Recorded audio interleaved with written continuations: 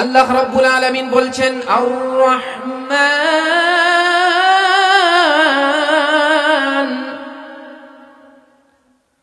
আল্লামাল কুরআন খালাকাল ইনসান। আল্লাহু আকবার। আল্লাহ রাব্বুল আলামিন সূরা রহমানের শুরুতেই আল্লাহ তাআলা বলছেন আর রহমান, দয়াময় আল্লাহ। তারপরে আল্লাহ রাব্বুল আলামিন বলছেন আল্লামাল কুরআন, দয়াময় আল্লাহ তিনি যিনি কুরআন শিক্ষা দিয়েছেন। তারপরে আল্লাহ তাআলা বলছেন খলাকাল ইনসান, মানুষকে আল্লাহ তাআলা সৃষ্টি করেছেন। সর্বপ্রথম আল্লাহ রাব্বুল আলামিন বলছেন যে আল্লামাল কুরআন, কুরআন শিক্ষা দিয়েছেন। তারপরে আল্লাহ তাআলা বলছেন মানুষ সৃষ্টি করেছেন। এর দ্বারা বোঝা গেল যদি কোনো মানুষের মধ্যে ইসলামী জ্ঞান না থাকে, কোরআনের শিক্ষা যদি কোনো মানুষের মধ্যে না থাকে, তাহলে সেই মানুষ থাকতে পারে না, সেই মানুষ পশু রূপে রূপান্তরিত হয়ে যায়। কথা বলেন ঠিক কিনা? অর্থাৎ মানুষের মধ্যে যদি কোরআনের জ্ঞান না থাকে, হাদিসের জ্ঞান যদি না থাকে, তাহলে সেই মানুষ যদি মানুষও থাকে কিন্তু তার মধ্যে আল্লাহ তাআলা বলছেন ওই ব্যক্তি মানুষের উপর রূপান্তরিত নয়, বরং সে পশু রূপে রূপান্তরিত হয়ে যাবে। কারণ আমরা মানুষ, আরেকজন মানুষ দেখতে একরকমই মনে হচ্ছে, কিন্তু একজন ব্যক্তির মধ্যে কোরআনের জ্ঞান সম্পূর্ণ রূপে আছে, আরেকজন ব্যক্তির মধ্যে কোরআনের জ্ঞান নাই, হাদিসের জ্ঞান নাই। ওই ব্যক্তিকে আল্লাহ তাআলা মানুষ রূপে রূপান্তরিত করবেন না, বরং যার মধ্যে কোরআনের জ্ঞান ছিল ওই ব্যক্তি আল্লাহ তাআলার কাছে মানুষ রূপে রূপান্তরিত হবে। বাগানে যখন কোনো ফুল ফোটে, ফুল ফুটলে ওই বাগানে মৌমাছিও যায় ফুলের রসগুলো আহার করতে, যায় কি যায় না? আবার ভিমরুলও যায় ওই ফুলের মধ্যে মধু আহরণ করতে।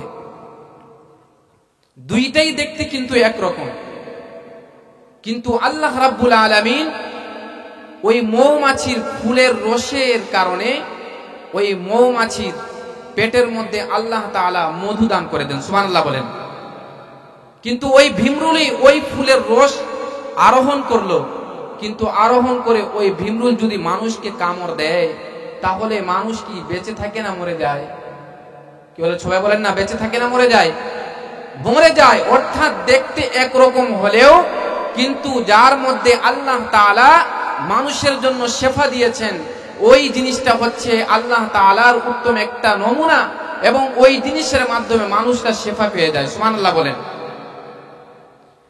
আল্লাহ রাব্বুল আলামিন বলছেন ইয়াখরুজু মিন বুতুনিহা শারাবুন মুখতালিফুন আলওয়ানুহু ফীহি শিফাউন লিন-নাস ওয়া নুনাজ্জিলু মিনাল কুরআনি মা হুয়া শিফাء ওয়া রাহমাতুল লিল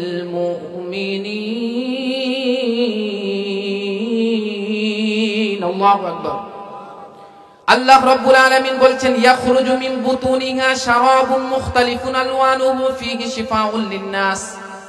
যখনই মৌমাছি ফুল থেকে যখন মধু আহরণ করে, ফুল থেকে যখন রস নেয়, রস নেওয়ার পর যখনই ওই মৌমাছিগুলো বমি করে, বমি করার পর আল্লাহ তাআলা মানব জাতির জন্য, মানুষের উপকারের জন্য আল্লাহ তাআলা তার মধ্যে একটা মধু রেখেছেন।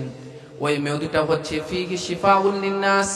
যদি কোনো মানুষ অসুস্থ থাকে, যে মানুষরা অসুস্থতার ভয়ে পালন করেছে, যারা অসুস্থতা থেকে আল্লাহ তাআলার এই নিয়ামতটা ভোগ করবে, খাবে, আল্লাহ রাব্বুল আলামিন তাকে পরিপূর্ণ সুস্থ করে দিবেন। সুবহানাল্লাহ।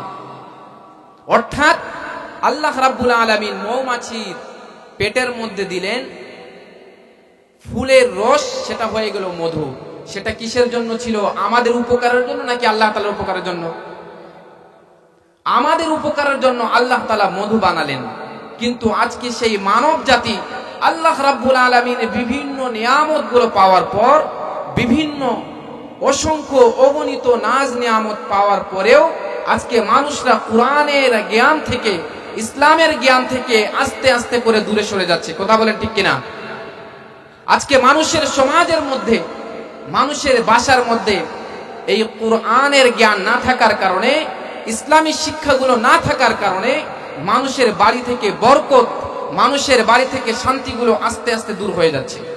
কথা বলেন ঠিক কিনা?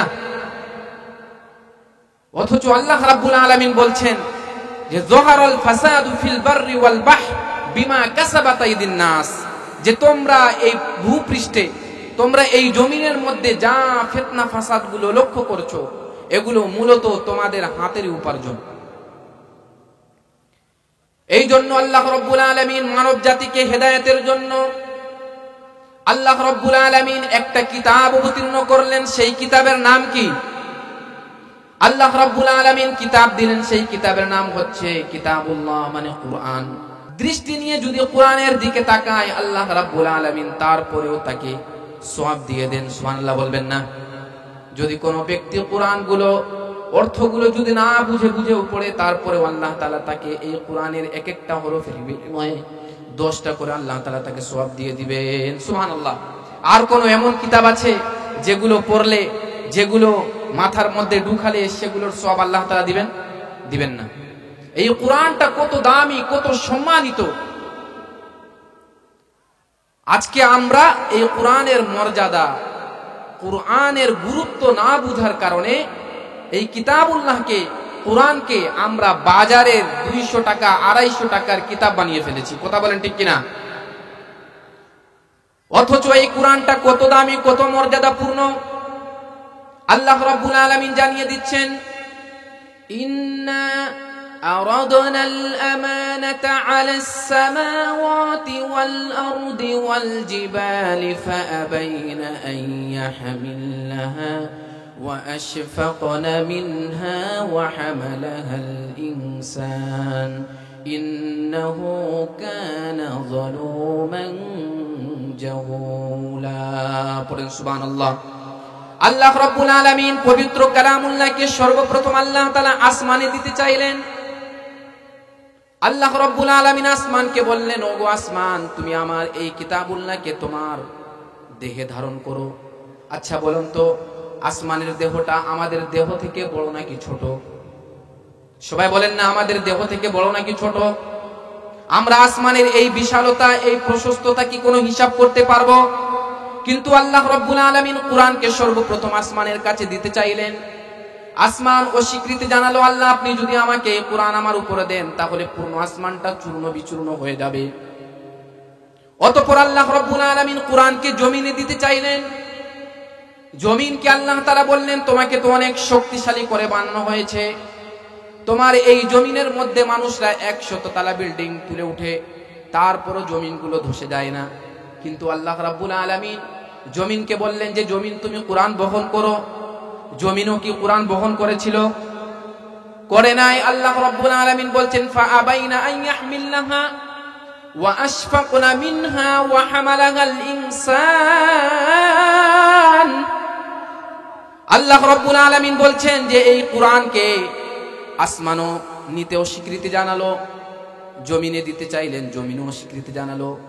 আল্লাহ তাআলা বলছেন, ওয়া হামালাহাল ইনসান, এই কোরআনের ভার, কোরআনের দায়িত্বভার আল্লাহ রাব্বুল আলামিন বলছেন মানুষ এই কোরআনকে বহন করে নিয়েছে।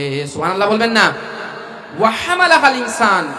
কিন্তু পরের আয়াতে আল্লাহ তাআলা এমন একটা কথা বলছেন, ইন্নাহু কানা যালুমান জাহুলা, যে নিশ্চয় মানুষ হচ্ছে জাহিল এবং মানুষ হচ্ছে জুলুম করেছে এই কোরআনের প্রতি। নাউজুবিল্লাহ বলেন। জুলুম কাকে বলা হয়? মুফাসসিরিনে কেরাম বলছেন, ওয়াদউস শাইই ইলা গায়রি মাহাল্লিহি, যেই জিনিসের স্থান যেখানে, সেটাকে সেখানে না রেখে যদি অন্যত্র রাখা হয় তাহলে সেটা আর ওই বস্তুর ক্ষেত্রে জুলুম হয়ে গেল। যেমন টুপির স্থান কোথায়? মাথার মধ্যে না? আমি যদি ক্ষমতা খাটিয়ে, আমার প্রভাব খাটিয়ে যদি টুপিকে পায়ের নিচে রেখে দেয় তাহলে সেটা টুপির ক্ষেত্রে জুলুম হবে নাকি ইনসাফ হবে?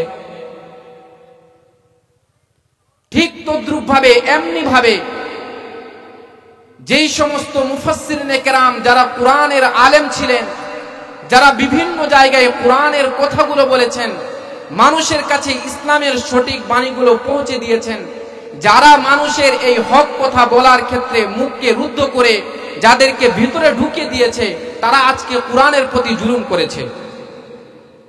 আল্লাহ রাব্বুল আলামিন বলছেন ইন্নাহু কানা যালুমান জাহুলা, যে মানুষ কোরআনের প্রতি জুলুম করেছে। আমরাও কোরআন থেকে যারা বিমুখ হয়ে যাচ্ছি, যারা কোরআন থেকে দূরে সরে যাচ্ছি, আল্লাহ রাব্বুল আলামিন আমাদেরকে বলছেন যে তোমরা জুলুম করছো, তোমরা নিজেদের নফসের প্রতি, নিজেদের আত্মার প্রতি জুলুম করে তোমরা কোরআন থেকে বিমুখ হয় না।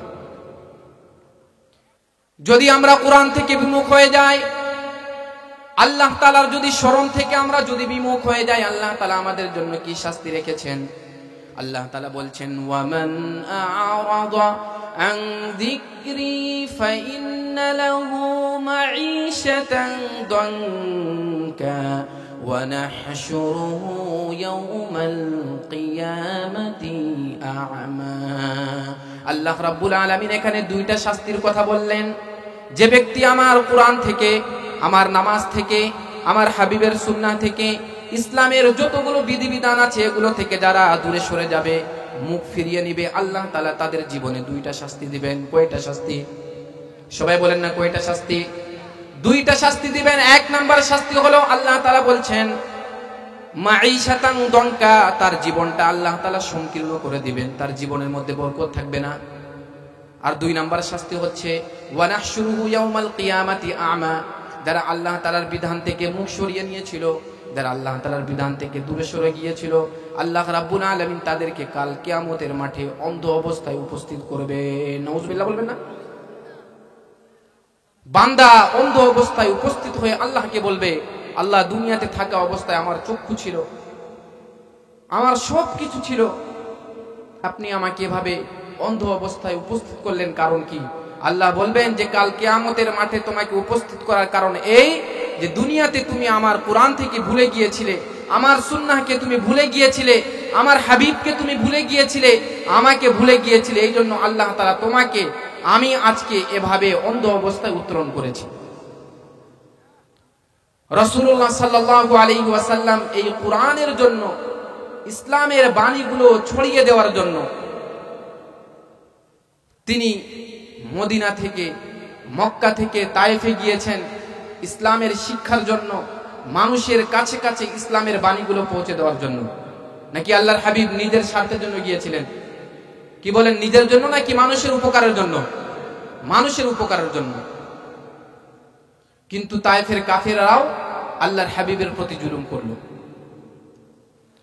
হাজারো ব্যথা বেদনার পরে ফিরে আসনি তুমি আপন ঘরে, দিনের আলো তুমি ছড়িয়ে দিতে চলে গেলে মদিনায় মক্কা ছেড়ে। হে রাসূল তোমাকে ভুলি আমি কেমন করে। সবাই পড়ুন, হে রাসূল তোমাকে ভুলি আমি কেমন করে। আল্লাহর হাবিব সাল্লাল্লাহু আলাইহি ওয়াসাল্লাম নিজের স্বার্থের জন্য নয়, পুরো বিশ্বে, পুরো মানুষের কাছে কোরআনের জ্ঞানগুলো ছড়িয়ে দেওয়ার জন্য আল্লাহর হাবিব মদিনা থেকে তায়েফে গেলেন, মক্কা থেকে তায়েফে গেলেন, তারপরও মার খেলেন, কিন্তু তারপরও তিনি এই ইসলামের কথা থেকে, হক কথা বলা থেকে পিছপা হয়েছিলেন? পিছপা হন নাই। এই জন্য এই কোরআনের সংস্পর্শে যারা এসেছে, কোরআনের ছায়াতলে যারাই এসেছে, আল্লাহ তাআলা তাকে সোনালী যুগের মানুষে রূপান্তরিত করে দিয়েছেন। সুবহানাল্লাহ বলেন। হযরত ওমর রাদিয়াল্লাহু তাআলা আনহু আগমন করার পর বললেন, তার বোন এবং বোন জামাই কোরআনের পাণ্ডুলিপিগুলো লুকিয়ে ফেললেন। লুকিয়ে ফেলার পর হযরত ওমর রাদিয়াল্লাহু তাআলা আনহু তাদেরকে কঠিনভাবে মারধর করতে লাগলেন, কিন্তু তারপরও তিনি তাদেরকে দেখাচ্ছেন না। হযরত ওমর রাদিয়াল্লাহু তাআলা আনহু এক পর্যায়ে তাদেরকে আঘাত করতে করতে তার বোন হযরত ওমর রাদিয়াল্লাহু তাআলা আনহুর সামনে দাঁড়িয়ে গেলেন। দাঁড়িয়ে বলছেন যে আমার ভাই ওমর, তুমি আমাদের দুইজনকে যদি শেষ করে ফেলো, আমাদের জীবনটা যদি তুমি নিয়ে নাও, তারপর আমরা যেই কালেমা পড়েছি, আমরা যার প্রতি ঈমান এনেছি, আমাদের জীবন চলে গেলেও আমরা ঈমান ছাড়তে পারবো না। সুবহানাল্লাহ বলেন। হযরত ওমর রাদিয়াল্লাহু তাআলা চিন্তা করলেন যে কি এমন বাণী তারা তেলাওয়াত করেছে, কি এমন কালেমা তারা পড়েছে, যার কারণে তাদেরকে যদি মেরেও ফেলা হয় তাহলে তারা ঈমান ছাড়বে না। হযরত ওমর রাদিয়াল্লাহু তাআলা বললেন যে কি পড়তেছিলে আমাকে তোমরা শোনাও। হযরত ওমর রাদিয়াল্লাহু তাআলাকে তার বোন সূরা তাহার প্রথম কয়েক আয়াত দিলেন যে আপনি তেলাওয়াত করেন। তার পূর্বে হযরত ওমর রাদিয়াল্লাহু তাআলাকে বললেন আপনাকে যদি আয়াত তেলাওয়াত করতে দেওয়া হয়, আপনি হচ্ছেন মুসলমান নয়, আপনি হচ্ছেন কাফের। আমি যেই বাণী তেলাওয়াত করেছি এটা যদি কেউ স্পর্শ করতে চায় তাহলে তাকে পবিত্র হতে হবে। হযরত ওমর রাদিয়াল্লাহু তাআলা সূরা তাহার প্রথম কয়েক আয়াত তেলাওয়াত করলেন।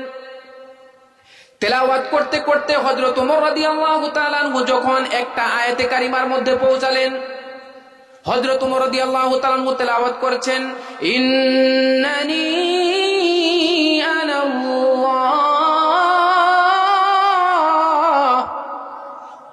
হযরত ওমর রাদিয়াল্লাহু তাআলা তেলাওয়াত করলেন, ইন্নানি আনাল্লাহ লা ইলাহা ইল্লা আনা ফা'বুদনি ওয়া আকিমিস সালাতা লিযিকরি। হযরত ওমর রাদিয়াল্লাহু তাআলা যখনই এই আয়াতে কারিমা তেলাওয়াত করেন, তার চোখ থেকে টপ টপ করে পানিগুলো পড়ছে। হযরত ওমর রাদিয়াল্লাহু তাআলা বললেন যে বোন, কি এমন একটা আয়াত তেলাওয়াত করলাম, এই আয়াতের ব্যাখ্যা, এই কোরআনের শিক্ষা কোথায় দেওয়া হয় আমাকে তুমি নিয়ে চলো। তার বোন এবং তার বোন জামাইকে নিয়ে হযরত ওমর রাদিয়াল্লাহু তাআলা আল্লাহর হাবিবের কাছে রওনা হলেন। আল্লাহর হাবিব সাল্লাল্লাহু আলাইহি ওয়াসাল্লামের একেবারে কাছে যখন চলে আসেন, তখন ইসলামের বয়স ছিল মাত্র 6 বছর। কয় বছর? 6 বছর। এবং 79 জন মুসলমান আল্লাহর হাবিবের আশপাশে বসে আছে।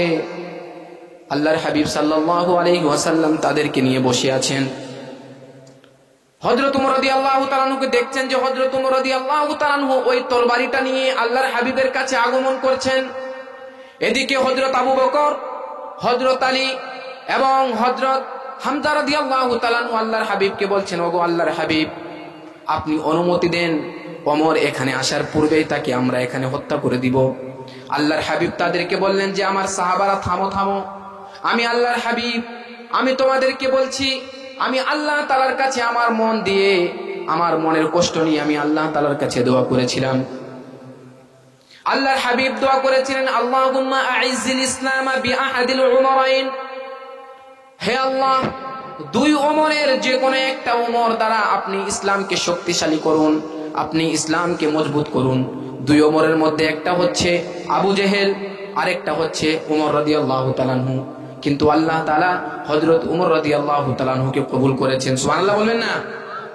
হযরত ওমর রাদিয়াল্লাহু তাআলা আগমন করেছেন। আল্লাহর হাবিব বলছেন, ওগো আমার সাহাবারা, আমি আমার এই উমরের চেহারার মধ্যে আর কাফের থাকার ভাবটা লক্ষ্য করছি না, বরং উমর যে আগমন করছে হয়তো সে আজকে আমার এই দোয়া কবুলের মাধ্যমে সে ইসলাম গ্রহণ করে নিবে। সুবহানাল্লাহ। আল্লাহ তাআলা আমাদেরকে কি থেকে সৃষ্টি করেছেন? নাপাক একটা পানি থেকে আল্লাহ তাআলা সৃষ্টি করেছেন। মুতাররিফ ইবনে আব্দুল্লাহ রাহমাতুল্লাহ আলাইহি বলছেন, আউয়ালুকা নুতফাতুন নাজিরা, তোমার সূচনা, তোমার প্রথম হচ্ছে তুমি হচ্ছ নাপাক একটা পানি থেকে। এমন একটা নাপাক পানি, যেই নাপাক পানিটা যদি তোমার পিতার ঔরস থেকে যদি বের হয় তাহলে তার উপর গোসল ফরজ হয়ে যায়। কি বলে, ঠিক কিনা?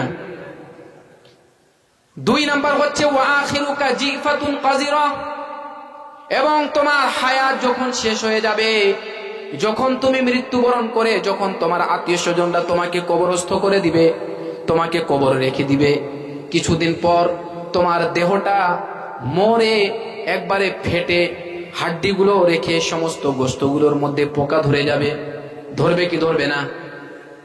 শুধু পোকা ধরবে না, বরং ওই দেহ থেকে এমন দুর্গন্ধ বিচ্ছুরিত হবে এবং এমন ভাবে পোকাগুলো তোমাকে দংশন করে করে শেষ করে ফেলবে যে কঠিন দুর্গন্ধ হবে, যেই দুর্গন্ধের ঠেলায় মানুষরা টিকে থাকতে পারবে না।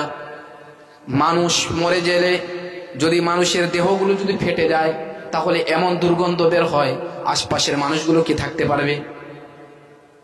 মুতারিফ ইবনে আব্দুল্লাহ রাহমাতুল্লাহ আলাইহি বলছেন, তোমার সূচনা হচ্ছে নাপাক একটা পানি থেকে, এবং তোমার শেষ হচ্ছে যখন তোমাকে আত্মীয় স্বজনরা দাফন করে দিবে, মরে পচে হাড্ডিগুলো একবারে নিঃশেষ হয়ে যাবে, মরে পচে গলে একবারে তুমি শেষ হয়ে যাবে। তোমার সূচনা হচ্ছে নাপাক থেকে এবং তোমার শেষ হচ্ছে মরা গোলা পচাগুলো থেকে। কথা বলেন ঠিক কিনা? তারপরে মুতারিফ ইবনে আব্দুল্লাহ রাহমাতুল্লাহ আলাইহি বলছেন, এই সূচনা এবং শেষ, এই দুইয়ের মাঝে তুমি কে? ওয়া আনতা ফিমা যালিকা তাহমিলুন নাযারা নাযিরা, তুমি হচ্ছে এই দুইয়ের মাঝে ময়লার একটা ডাস্টবিন। একটু কল্পনা করেন, আমরা যারা দেখছি আমাদের হায়াতের মধ্যে, আমরা যারা এখনো বেঁচে আছি, আমাদেরকে আল্লাহ তাআলা অনেক সুন্দর করে বানিয়েছেন না? দেখতে অনেক সুঠামো, অনেক সুন্দর, কিন্তু যদি একটু আমরা কল্পনা করি, আমরা অনেক সুন্দর সুন্দর পারফিউম লাগিয়ে, আতর লাগিয়ে ঘোরাফেরা করি, কিন্তু অথচ যদি আমরা একটু লক্ষ্য করি তাহলে আমরা হচ্ছি ময়লার একটা ডাস্টবিন। কথা বলেন ঠিক কিনা? কিভাবে ময়লার ডাস্টবিন? ওই যুবক বলছে, আমি তো আপনার কথা বুঝতে পারলাম না, ময়লার ডাস্টবিন কিভাবে? মুতারিফ ইবনে আব্দুল্লাহ রাহমাতুল্লাহ আলাইহি তাকে বলছেন, যুবক, যদি তুমি 2 দিন দাঁত ব্রাশ যদি না করো, তাহলে তোমার মুখ থেকে ঘ্রাণ বের হবে নাকি দুর্গন্ধ বের হবে? মানুষের মুখের দুর্গন্ধ এত খারাপ দুর্গন্ধ, আশপাশে মানুষ থাকতে পারে না। শুধু তাই নয়, তোমার নাভির মধ্যে যদি তুমি 1 সপ্তাহ 2 সপ্তাহ যাবত যদি পরিষ্কার না করো, তাহলে মানুষের নাভির মধ্যেও ময়লা জমে কি জমে না? কথা বলেন। শুধু তাই নয়, তোমার কানের মধ্যেও ময়লা, নাকের মধ্যেও ময়লা, এমনকি তুমি যে এত সুন্দর পেট নিয়ে ঘোরাফেরা করছো, এই পেটের মধ্যেও আল্লাহ তাআলা কি দিয়েছেন? ময়লা দিয়েছেন না ভাই? মুতারিফ ইবনে আব্দুল্লাহ রাহমাতুল্লাহ আলাইহি বললেন, তোমার এটাই হচ্ছে পরিচয়, এর থেকে বেশি তুমি কিছু না। আসলে এই কথার মধ্যে কোনো সন্দেহ আছে?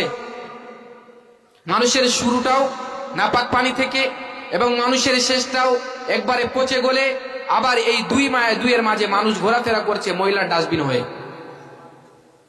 এই কথাটাই আল্লাহ রাব্বুল আলামিন বলছেন, হাল আতা আলাল ইনসানি হিনুম মিনাদ দাহরি লাম ইয়াকুম শাইআম মাযকুরা। আল্লাহ রাব্বুল আলামিন বলছেন, ও মানুষ, হাল আতা আলাল ইনসান হিনুম মিনাদ দাহরি লাম ইয়াকুম শাইআম মাযকুরা, তুমি এক সময় এমন ছিলে, তুমি এক সময় এমন অবস্থায় ছিলে যে উল্লেখ করার মতো তুমি তেমন কোনো কিছুই ছিলে না। উল্লেখ করার মতো আমরা কি কিছু ছিলাম নাকি? এখন তো আমাদের আল্লাহ তাআলা হায়াত দিয়েছেন, আমাদের অবস্থাগুলো দিয়েছেন। এই আল্লাহ তাআলার এতগুলো নাজ নিয়ামত পাওয়ার পরেও আমরা দ্বীনকে ভুলে যাচ্ছি, ইসলামকে ভুলে যাচ্ছি, আল্লাহ তাআলার কোরআনকে ভুলে যাচ্ছি। তাহলে আল্লাহ তাআলা আমাদের উপর আযাব দিবেন নাকি আমাদের উপর শাস্তি দিবেন? কি বলেন? আল্লাহ তাআলা কি আমাদের উপর আযাব দিবেন নাকি শান্তি দিবেন? যদি আল্লাহকে ভুলে যায়, কোরআনকে যদি ভুলে যায়, তাহলে নিশ্চিত থাকতে পারেন যে আপনার উপর আল্লাহ তাআলা আযাব গজব দিয়ে শেষ করে দিবেন। আল্লাহ রাব্বুল আলামিন আমাদেরকে এখানে উপস্থিত করেছেন কোরআন সুন্নাহ থেকে আলোচনা করার জন্য, কোরআন সুন্নাহ থেকে কিছু নেওয়ার জন্য।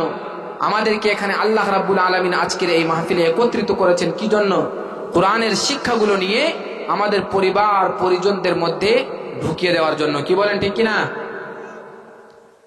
আজকে আমাদের সমাজের অবস্থা, রাস্তাঘাটের অবস্থাগুলো দেখলে খুবই আফসোস লাগে।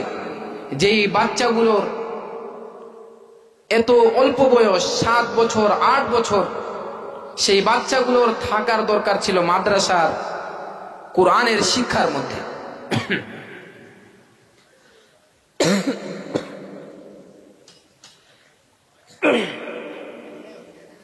কোরআনের শিক্ষার মধ্যে থাকার কথা ছিল।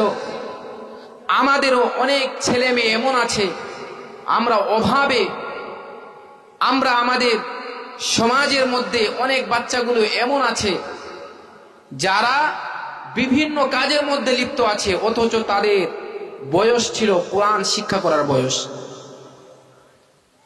তাদের শিক্ষা নেওয়া দরকার ছিল, ইসলামের শিক্ষাগুলো নেওয়ার দরকার ছিল।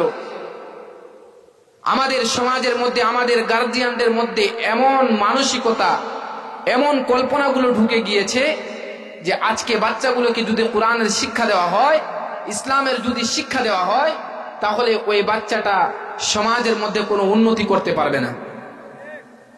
ঢুকে গিয়েছে না ভাই?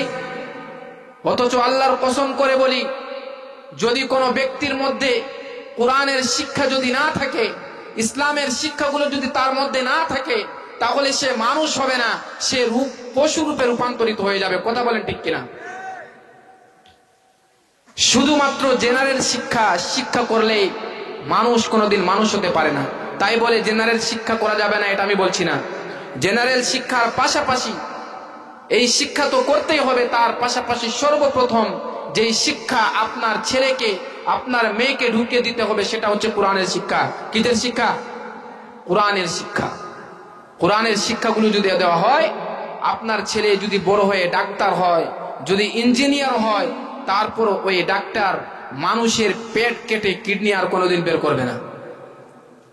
যদি কোরআনের শিক্ষা যদি তাকে দেওয়া হয়, তাহলে সে মানুষের সম্পদগুলো, মানুষের হকগুলো অন্যায়ভাবে কোনোদিন আত্মসাৎ করবে না।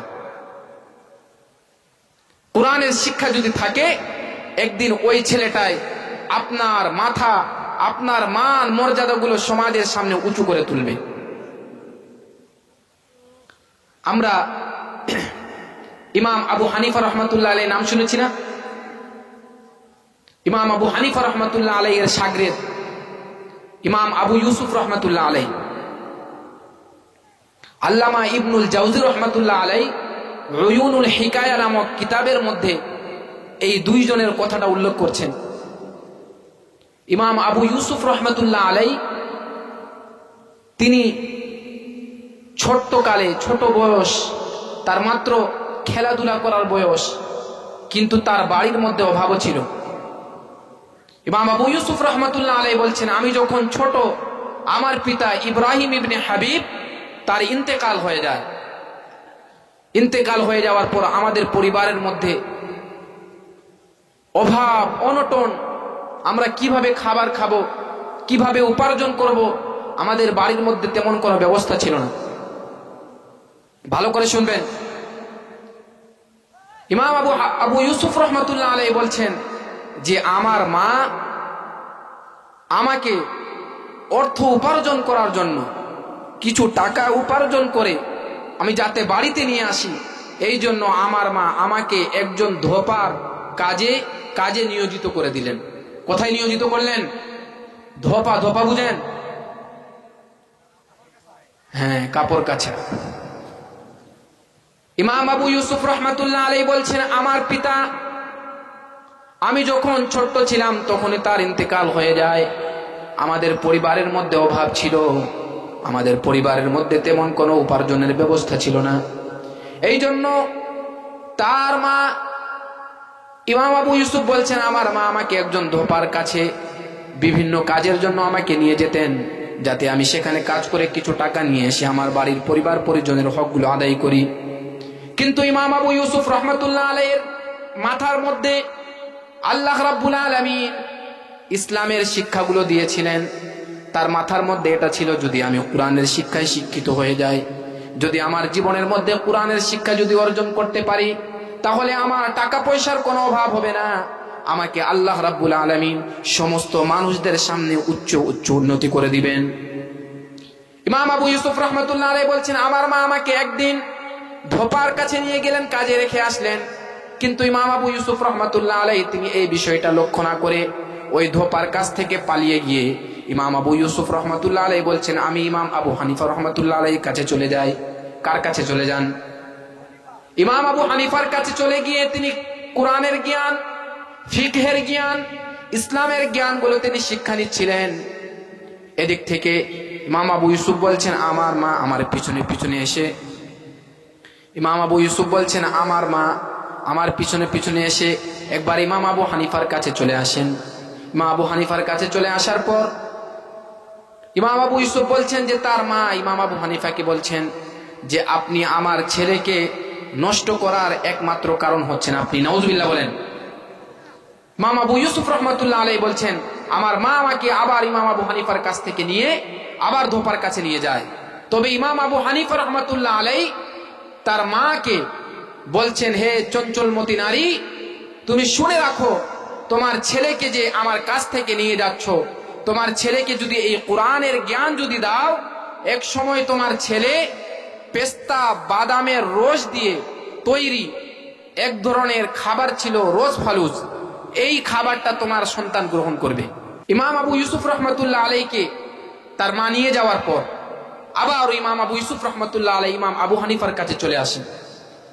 চলে আসার পর ইমাম আবু হানিফার কাছে আবারও তিনি কোরআনের জ্ঞানগুলো শিখতে শিখতে এক পর্যায়ে ইমাম আবু হানিফা রহমতুল্লাহ আলাই ইমাম আবু ইউসুফকে এমন জ্ঞানের সাগরে ডুব দিয়েছিলেন, এমন জ্ঞান তিনি অর্জন করেছিলেন যে এক পর্যায়ে ইমাম আবু ইউসুফ রহমতুল্লাহ আলাই কাজীউল কুজাত হয়ে গিয়েছিলেন। সুবহানাল্লাহ, প্রধান বিচারপতি হয়ে গিয়েছিলেন।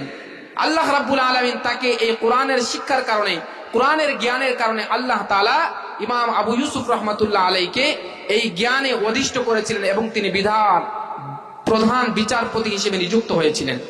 এবং এক পর্যায়ে খলিফা হারুনের রশিদের সাথে তিনি বসে একই প্লেটে ওই পেস্তা বাদামের রস দিয়ে তৈরি রোজ ফালুস তিনি আহার করেছিলেন। সুবহানাল্লাহ বলবেন না?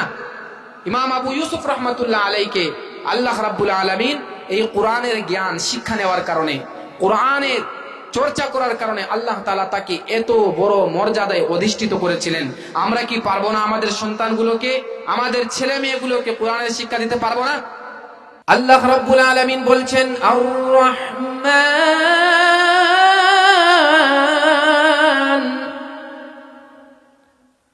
আল্লামাল কুরআন খালাকাল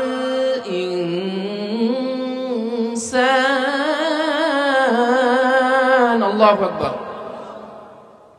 আল্লাহ রাব্বুল আলামিন সূরা রহমানের শুরুতেই আল্লাহ তাআলা বলছেন আর রহমান, দয়াময় আল্লাহ। তারপরে আল্লাহ রাব্বুল আলামিন বলছেন আল্লামাল কুরআন, দয়াময় আল্লাহ তিনি যিনি কুরআন শিক্ষা দিয়েছেন। তারপরে আল্লাহ তাআলা বলছেন খলাকাল ইনসান, মানুষকে আল্লাহ তাআলা সৃষ্টি করেছেন। সর্বপ্রথম আল্লাহ রাব্বুল আলামিন বলছেন যে আল্লামাল কুরআন, কুরআন শিক্ষা দিয়েছেন। তারপরে আল্লাহ তাআলা বলছেন মানুষ সৃষ্টি করেছেন।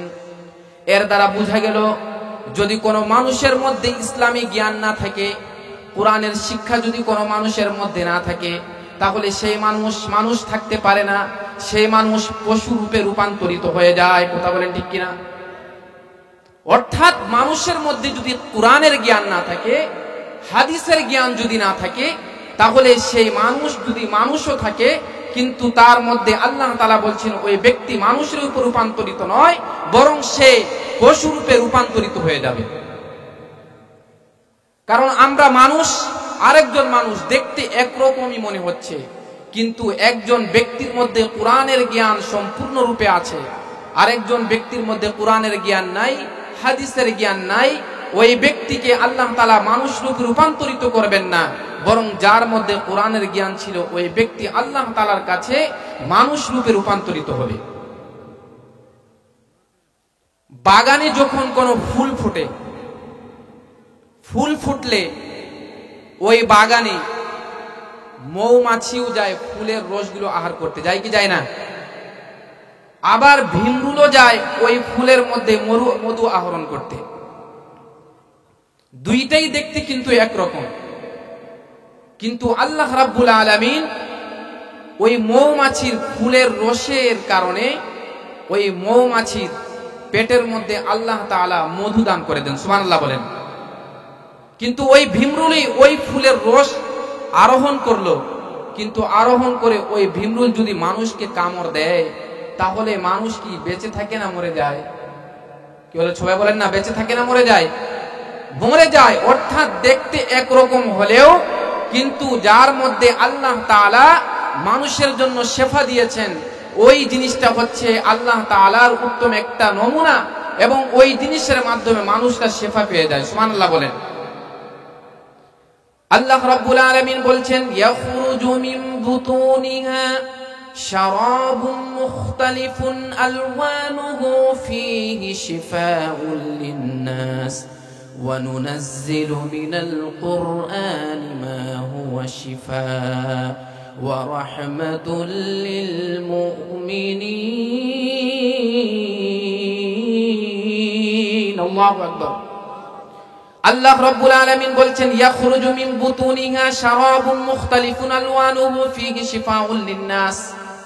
যখনই মৌমাছি ফুল থেকে যখন মধু আহরণ করে, ফুল থেকে যখন রস নেয়, রস নেওয়ার পর যখনই ওই মৌমাছিগুলো বমি করে, বমি করার পর আল্লাহ তাআলা মানব জাতির জন্য, মানুষের উপকারের জন্য আল্লাহ তাআলা তার মধ্যে একটা মধু রেখেছেন। ওই মধুটা হচ্ছে ফীহি শিফাউল লিন-নাস। যদি কোনো মানুষ অসুস্থ থাকে, যে মানুষরা অসুস্থতার ভয়ে পালন করেছে, যারা অসুস্থতা থেকে আল্লাহ তাআলার এই নিয়ামতটা ভোগ করবে, খাবে, আল্লাহ রাব্বুল আলামিন তাকে পরিপূর্ণ সুস্থ করে দিবেন। সুবহানাল্লাহ।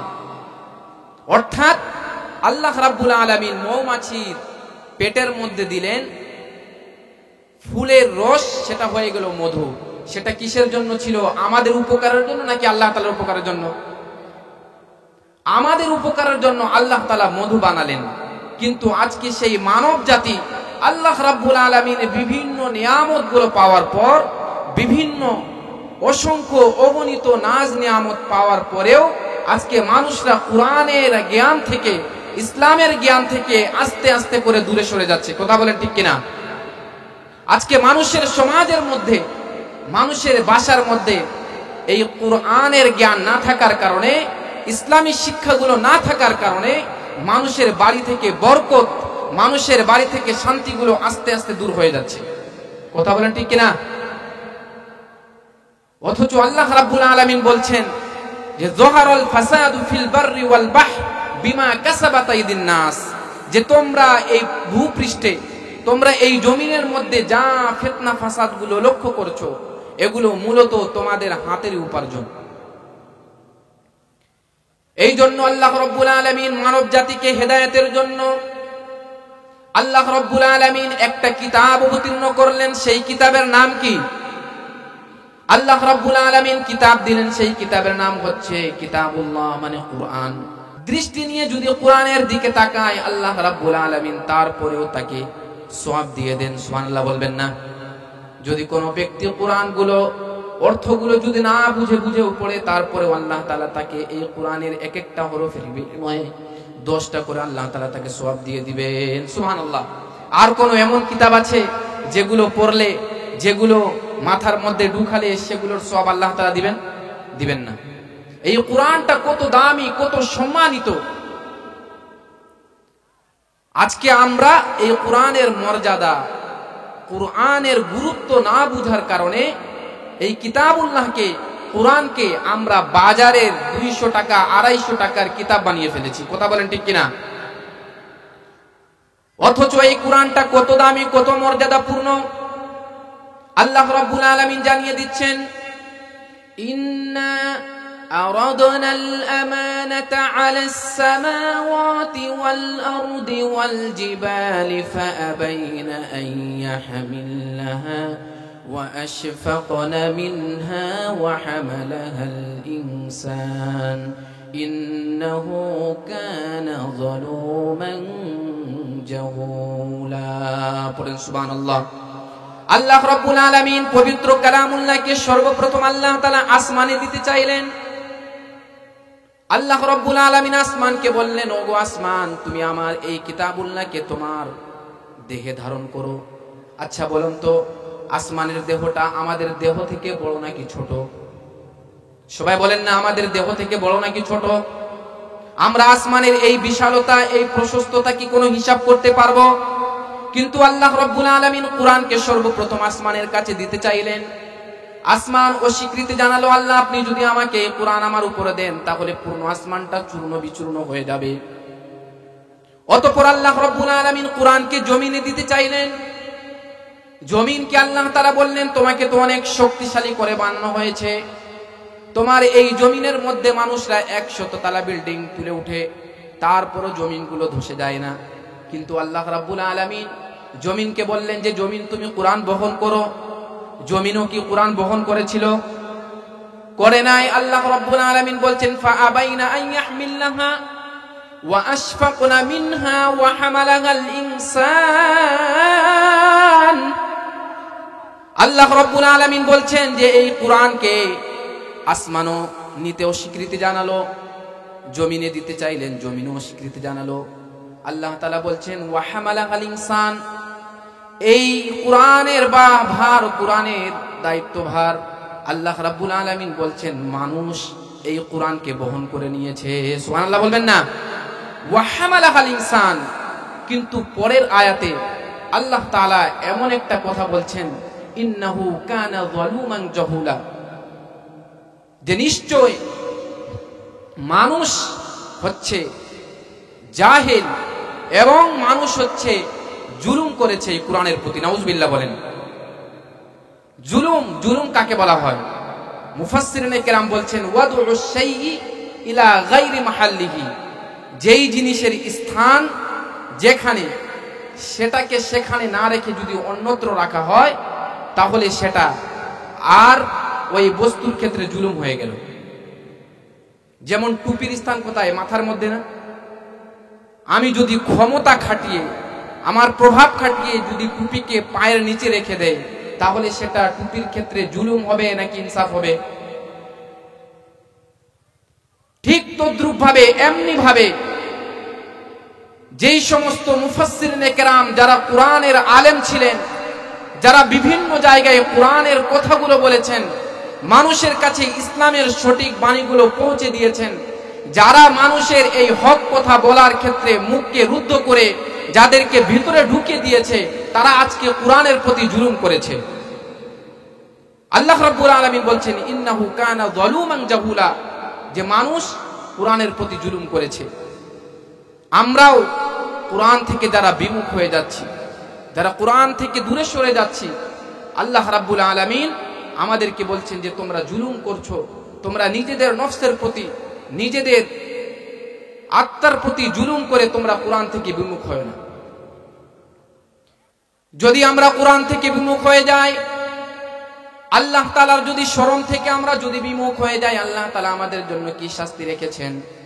আল্লাহ তাআলা বলছেন ওয়ামান আ'রাদা আন যিকরি ফাইন্না লাহু মাঈশাতান দানকা ওয়া নাহশুরুহু ইয়াওমাল কিয়ামাতি আ'মা। আল্লাহ রাব্বুল আলামিন এখানে দুইটা শাস্তির কথা বললেন। যে ব্যক্তি আমার কোরআন থেকে, আমার নামাজ থেকে, আমার হাবিবের সুন্নাহ থেকে, ইসলামের যতগুলো বিধিবিধান আছে এগুলো থেকে যারা দূরে সরে যাবে, মুখ ফিরিয়ে নিবে, আল্লাহ তাআলা তাদের জীবনে দুইটা শাস্তি দিবেন। কয়টা শাস্তি? সবাই বলেন না কয়টা শাস্তি? দুইটা শাস্তি দিবেন। এক নাম্বার শাস্তি হলো আল্লাহ তাআলা বলছেন মাঈশাতান দনকা, তার জীবনটা আল্লাহ তাআলা সংকীর্ণ করে দিবেন, তার জীবনের মধ্যে বরকত থাকবে না। আর দুই নাম্বার শাস্তি হচ্ছে ওয়া নাহশুরুহু ইয়াওমাল কিয়ামাতি আ'মা, যারা আল্লাহ তাআলার বিধান থেকে মুখ সরিয়ে নিয়েছিল, যারা আল্লাহ তাআলার বিধান থেকে দূরে সরে গিয়েছিল, আল্লাহ রাব্বুল আলামিন তাদেরকে কাল কিয়ামতের মাঠে অন্ধ অবস্থায় উপস্থিত করবে। নাউজুবিল্লাহ বলবেন না? বান্দা অন্ধ অবস্থায় উপস্থিত হয়ে আল্লাহকে বলবে, আল্লাহ দুনিয়াতে থাকা অবস্থায় আমার চক্ষু ছিল, আমার সব কিছু ছিল, আপনি আমাকে এভাবে অন্ধ অবস্থায় উপস্থিত করলেন, কারণ কি? আল্লাহ বলবেন যে কাল কিয়ামতের মাঠে তোমাকে উপস্থিত করার কারণ এই যে দুনিয়াতে তুমি আমার কোরআন থেকে ভুলে গিয়েছিলে, আমার সুন্নাহকে তুমি ভুলে গিয়েছিলে, আমার হাবিবকে তুমি ভুলে গিয়েছিলে, আমাকে ভুলে গিয়েছিলে। এই জন্য আল্লাহ তাআলা তোমাকে আমি আজকে এভাবে অন্ধ অবস্থায় উত্তরণ করেছি। রাসূলুল্লাহ সাল্লাল্লাহু আলাইহি ওয়াসাল্লাম এই কোরআনের জন্য, ইসলামের বাণীগুলো ছড়িয়ে দেওয়ার জন্য তিনি মদিনা থেকে, মক্কা থেকে তায়েফে গিয়েছেন ইসলামের শিক্ষার জন্য, মানুষের কাছে কাছে ইসলামের বাণীগুলো পৌঁছে দেওয়ার জন্য। নাকি আল্লাহর হাবিব নিজের স্বার্থের জন্য গিয়েছিলেন? কি বলেন, নিজের জন্য নাকি মানুষের উপকারের জন্য? মানুষের উপকারের জন্য। কিন্তু তায়েফের কাফেররাও আল্লাহর হাবিবের প্রতি জুলুম করলো। হাজারো ব্যথা বেদনার পরে ফিরে আসনি তুমি আপন ঘরে, দিনের আলো তুমি ছড়িয়ে দিতে চলে গেলে মদিনায় মক্কা ছেড়ে হে রাসূল তোমাকে ভুলি আমি কেমন করে। সবাই পড়ুন, হে রাসূল তোমাকে ভুলি আমি কেমন করে। আল্লাহর হাবিব সাল্লাল্লাহু আলাইহি ওয়াসাল্লাম নিজের স্বার্থের জন্য নয়, পুরো বিশ্বে পুরো মানুষের কাছে কোরআনের জ্ঞানগুলো ছড়িয়ে দেওয়ার জন্য আল্লাহর হাবিব মদিনা থেকে তায়েফে গেলেন, মক্কা থেকে তায়েফে গেলেন, তারপরও মার খেলেন, কিন্তু তারপরও তিনি এই ইসলামের কথা থেকে, হক কথা বলা থেকে পিছপা হয়েছিলেন? পিছপা হন নাই। এই জন্য এই কোরআনের সংস্পর্শে যারা এসেছে, কোরআনের ছায়াতলে যারাই এসেছে, আল্লাহ তাআলা তাকে সোনালী যুগের মানুষে রূপান্তরিত করে দিয়েছেন। সুবহানাল্লাহ বলেন। হযরত ওমর রাদিয়াল্লাহু তাআলা আনহু আগমন করার পর বললেন, তার বোন এবং বোন জামাই কোরআনের পাণ্ডুলিপিগুলো লুকিয়ে ফেললেন। লুকিয়ে ফেলার পর হযরত ওমর রাদিয়াল্লাহু তাআলা আনহু তাদেরকে কঠিনভাবে মারধর করতে লাগলেন, কিন্তু তারপরও তিনি তাদেরকে দেখাচ্ছেন না। হযরত ওমর রাদিয়াল্লাহু তাআলা আনহু এক পর্যায়ে তাদেরকে আঘাত করতে করতে তার বোন হযরত ওমর রাদিয়াল্লাহু তাআলা আনহুর সামনে দাঁড়িয়ে গেলেন। দাঁড়িয়ে বলছেন যে, আমার ভাই ওমর, তুমি আমাদের দুইজনকে যদি শেষ করে ফেলো, আমাদের জীবনটা যদি তুমি নিয়ে নাও, তারপর আমরা যেই কালেমা পড়েছি, আমরা যার প্রতি ঈমান এনেছি, আমাদের জীবন চলে গেলেও আমরা ঈমান ছাড়তে পারবো না। সুবহানাল্লাহ বলেন। হযরত ওমর রাদিয়াল্লাহু তাআলা আনহু চিন্তা করলেন যে কি এমন বাণী তারা তেলাওয়াত করেছে, কি এমন কালেমা তারা পড়েছে, যার কারণে তাদেরকে যদি মেরেও ফেলা হয় তাও তারা ঈমান ছাড়বে না। হযরত ওমর রাদিয়াল্লাহু তাআলা আনহু বললেন যে কি পড়তেছিলে আমাকে তোমরা শোনাও। হযরত ওমর রাদিয়াল্লাহু তাআলা আনহুকে তার বোন সূরা তাহার প্রথম কয়েক আয়াত দিলেন যে আপনি তেলাওয়াত করেন। তার পূর্বে হযরত ওমর রাদিয়াল্লাহু তাআলা আনহুকে বললেন, আপনাকে যদি আয়াত তেলাওয়াত করতে দেওয়া হয়, আপনি হচ্ছেন মুসলমান নয়, আপনি হচ্ছেন কাফের। আমি যেই বাণী তেলাওয়াত করেছি, এটা যদি কেউ স্পর্শ করতে চায় তাহলে তাকে পবিত্র হতে হবে। হযরত ওমর রাদিয়াল্লাহু তাআলা আনহু সূরা তাহার প্রথম কয়েক আয়াত তেলাওয়াত করলেন। তেলাওয়াত করতে করতে হযরত ওমর রাদিয়াল্লাহু তাআলা আনহু যখন একটা আয়াতে কারিমার মধ্যে পৌঁছালেন, হযরত ওমর রাদিয়াল্লাহু তাআলা আনহু তেলাওয়াত করেছেন, ইন্নানি আনাল্লাহ। হযরত ওমর রাদিয়াল্লাহু তাআলা আনহু তেলাওয়াত করলেন, ইন্নানি আনাল্লাহ লা ইলাহা ইল্লা আনা ফা'বুদনি ওয়া আকিমিস সালাতা লিযিকরি। হযরত ওমর রাদিয়াল্লাহু তাআলা আনহু যখনই এই আয়াতে কারিমা তেলাওয়াত করেন, তার চোখ থেকে টপ টপ করে পানিগুলো পড়ছে। হযরত ওমর রাদিয়াল্লাহু তাআলা আনহু বললেন যে, বোন, কি এমন একটা আয়াত তেলাওয়াত করলাম, এই আয়াতের ব্যাখ্যা, এই কোরআনের শিক্ষা কোথায় দেওয়া হয়, আমাকে তুমি নিয়ে চলো।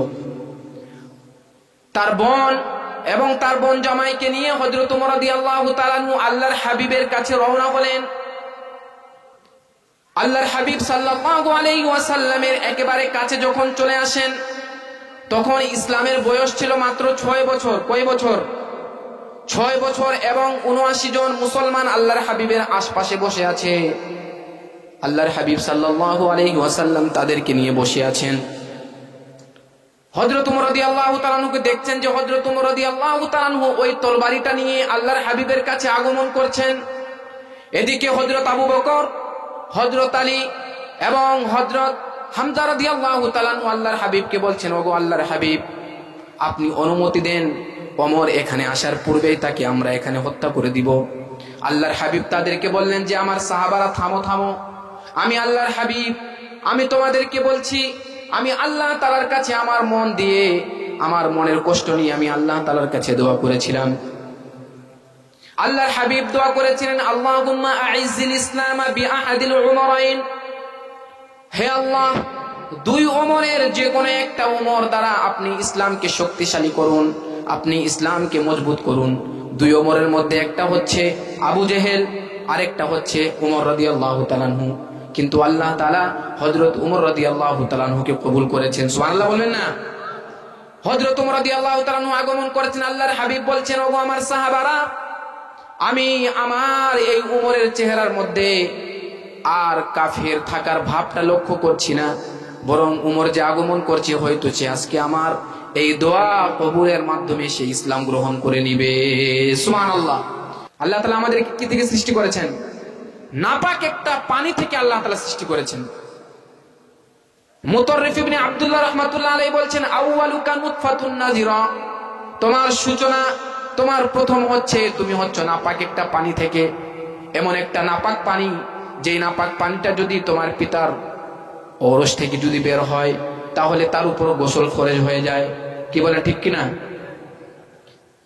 2 নাম্বার হচ্ছে ওয়া আখিরুকা জিফাতুন কাযিরা, এবং তোমার হায়াত যখন শেষ হয়ে যাবে, যখন তুমি মৃত্যুবরণ করে, যখন তোমার আত্মীয় স্বজনরা তোমাকে কবরস্থ করে দিবে, তোমাকে কবরে রেখে দিবে, কিছুদিন পর তোমার দেহটা মরে একবারে ফেটে হাড্ডিগুলো রেখে সমস্ত গোশতগুলোর মধ্যে পোকা ধরে যাবে। ধরবে কি ধরবে না? শুধু পোকা ধরবে না, বরং ওই দেহ থেকে এমন দুর্গন্ধ বিচ্ছুরিত হবে এবং এমন ভাবে পোকাগুলো তোমাকে দংশন করে করে শেষ করে ফেলবে যে কঠিন দুর্গন্ধ হবে, যেই দুর্গন্ধের ঠেলায় মানুষরা টিকে থাকতে পারবে না। মানুষ মরে গেলে যদি মানুষের দেহগুলো যদি ফেটে যায় তাহলে এমন দুর্গন্ধ বের হয়, আশপাশের মানুষগুলো কি থাকতে পারবে? মুতাররিফ ইবনে আব্দুল্লাহ রাহমাতুল্লাহ আলাইহি বলছেন, তোমার সূচনা হচ্ছে নাপাক একটা পানি থেকে, এবং তোমার শেষ হচ্ছে যখন তোমাকে আত্মীয় স্বজনরা দাফন করে দিবে, মরে পচে হাড্ডিগুলো একবারে নিঃশেষ হয়ে যাবে, মরে পচে গলে একবারে তুমি শেষ হয়ে যাবে। তোমার সূচনা হচ্ছে নাপাক থেকে এবং তোমার শেষ হচ্ছে মরা গোলা পচাগুলো থেকে। কথা বলেন ঠিক কিনা? তারপরে মুতাররিফ ইবনে আব্দুল্লাহ রাহমাতুল্লাহ আলাইহি বলছেন, এই সূচনা এবং শেষ, এই দুইয়ের মাঝে তুমি কে? ওয়া আনতা ফিমা যালিকা তাহমিলুন নাযারা নাজিরা, তুমি হচ্ছে এই দুইয়ের মাঝে ময়লার একটা ডাস্টবিন। একটু কল্পনা করেন, আমরা যারা দেখছি আমাদের হায়াতের মধ্যে, আমরা যারা এখনো বেঁচে আছি, আমাদেরকে আল্লাহ তাআলা অনেক সুন্দর করে বানিয়েছেন না? দেখতে অনেক সুঠামো, অনেক সুন্দর, কিন্তু যদি একটু আমরা কল্পনা করি, আমরা অনেক সুন্দর সুন্দর পারফিউম লাগিয়ে, আতর লাগিয়ে ঘোরাফেরা করি, কিন্তু অথচ যদি আমরা একটু লক্ষ্য করি তাহলে আমরা হচ্ছি ময়লার একটা ডাস্টবিন। কথা বলেন ঠিক কিনা? কিভাবে ময়লার ডাস্টবিন? ওই যুবক বলছে, আমি তো আপনার কথা বুঝতে পারলাম না, ময়লার ডাস্টবিন কিভাবে? মুতাররিফ ইবনে আব্দুল্লাহ রাহমাতুল্লাহ আলাইহি তাকে বলছেন, যুবক, যদি তুমি 2 দিন দাঁত ব্রাশ যদি না করো তাহলে তোমার মুখ থেকে ঘ্রাণ বের হবে নাকি দুর্গন্ধ বের হবে। মানুষের মুখের দুর্গন্ধ এত খারাপ দুর্গন্ধ, আশপাশে মানুষ থাকতে পারে না। শুধু তাই নয়, তোমার নাভির মধ্যে যদি তুমি 1 সপ্তাহ 2 সপ্তাহ যাবত যদি পরিষ্কার না করো তাহলে মানুষের নাভির মধ্যেও ময়লা জমে কি জমে না? কথা বলেন। শুধু তাই নয়, তোমার কানের মধ্যেও ময়লা, নাকের মধ্যেও ময়লা, এমনকি তুমি যে এত সুন্দর পেট নিয়ে ঘোরাফেরা করছো, এই পেটের মধ্যেও আল্লাহ তাআলা কি দিয়েছেন? ময়লা দিয়েছেন না ভাই? মুতাররিফ ইবনে আব্দুল্লাহ রাহমাতুল্লাহ আলাইহি বললেন, তোমার এটাই হচ্ছে পরিচয়, এর থেকে বেশি তুমি কিছু না। আসলে এই কথার মধ্যে কোনো সন্দেহ আছে? মানুষের শুরুটাও নাপাক পানি থেকে এবং মানুষের শেষটাও একবারে পচে গলে, আবার এই দুইয়ের মাঝে মানুষ ঘোরাফেরা করছে ময়লার ডাস্টবিন হয়ে। এই কথাটাই আল্লাহ রাব্বুল আলামিন বলছেন, হাল আতা আলাল ইনসানি হিনুম মিনাদ দাহরি লাম ইয়াকুম শাইআম মাযকুরা। আল্লাহ রাব্বুল আলামিন বলছেন, ও মানুষ, হাল আতা আলাল ইনসান হিনুম মিনাদ দাহরি লাম ইয়াকুম শাইআম মাযকুরা, তুমি এক সময় এমন ছিলে, তুমি এক সময় এমন অবস্থায় ছিলে যে উল্লেখ করার মতো তুমি তেমন কোনো কিছুই ছিলে না। উল্লেখ করার মতো আমরা কি কিছু ছিলাম নাকি? এখন তো আমাদের আল্লাহ তাআলা হায়াত দিয়েছেন, আমাদের অবস্থাগুলো দিয়েছেন। এই আল্লাহ তাআলার এতগুলো নাজ নিয়ামত পাওয়ার পরেও আমরা দ্বীনকে ভুলে যাচ্ছি, ইসলামকে ভুলে যাচ্ছি, আল্লাহ তাআলার কোরআনকে ভুলে যাচ্ছি। তাহলে আল্লাহ তাআলা আমাদের উপর আযাব দিবেন নাকি আমাদের উপর শাস্তি দিবেন? কি বলেন? আল্লাহ তাআলা কি আমাদের উপর আযাব দিবেন নাকি শান্তি দিবেন? যদি আল্লাহকে ভুলে যায়, কোরআনকে যদি ভুলে যায়, তাহলে নিশ্চিত থাকতে পারেন যে আপনার উপর আল্লাহ তাআলা আযাব গজব দিয়ে শেষ করে দিবেন। আল্লাহ রাব্বুল আলামিন আমাদেরকে এখানে উপস্থিত করেছেন কোরআন সুন্নাহ থেকে আলোচনা করার জন্য, কোরআন সুন্নাহ থেকে কিছু নেওয়ার জন্য। আমাদেরকে এখানে আল্লাহ রাব্বুল আলামিন আজকের এই মাহফিলে একত্রিত করেছেন কি জন্য? কোরআনের শিক্ষাগুলো নিয়ে আমাদের পরিবার পরিজনদের মধ্যে ঢুকিয়ে দেওয়ার জন্য। কি বলেন, ঠিক কিনা? আজকে আমাদের সমাজের অবস্থা, রাস্তাঘাটের অবস্থাগুলো দেখলে খুবই আফসোস লাগে। যেই বাচ্চাগুলোর এত অল্প বয়স, 7 বছর 8 বছর, সেই বাচ্চাগুলোর থাকার দরকার ছিল মাদ্রাসার কোরআনের শিক্ষার মধ্যে।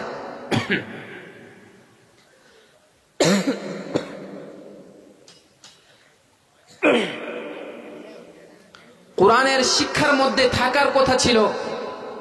আমাদেরও অনেক ছেলে মেয়ে এমন আছে, আমরা অভাবে, আমরা আমাদের সমাজের মধ্যে অনেক বাচ্চাগুলো এমন আছে যারা বিভিন্ন কাজের মধ্যে লিপ্ত আছে, অথচ তাদের বয়স ছিল কোরআন শিক্ষা করার বয়স। তাদের শিক্ষা নেওয়া দরকার ছিল, ইসলামের শিক্ষাগুলো নেওয়ার দরকার ছিল। আমাদের সমাজের মধ্যে, আমাদের গার্জিয়ানদের মধ্যে এমন মানসিকতা, এমন কল্পনাগুলো ঢুকে গিয়েছে যে আজকে বাচ্চাগুলোকে যদি কোরআনের শিক্ষা দেওয়া হয়, ইসলামের যদি শিক্ষা দেওয়া হয়, তাহলে ওই বাচ্চাটা সমাজের মধ্যে কোনো উন্নতি করতে পারবে না। ঢুকে গিয়েছে না ভাই?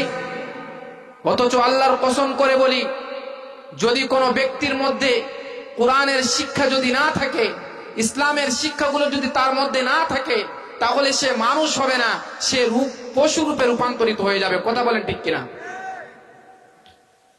শুধুমাত্র জেনারেল শিক্ষা করলেই মানুষ কোনোদিন মানুষ হতে পারে না। তাই বলে জেনারেল শিক্ষা করা যাবে না, এটা আমি বলছি না।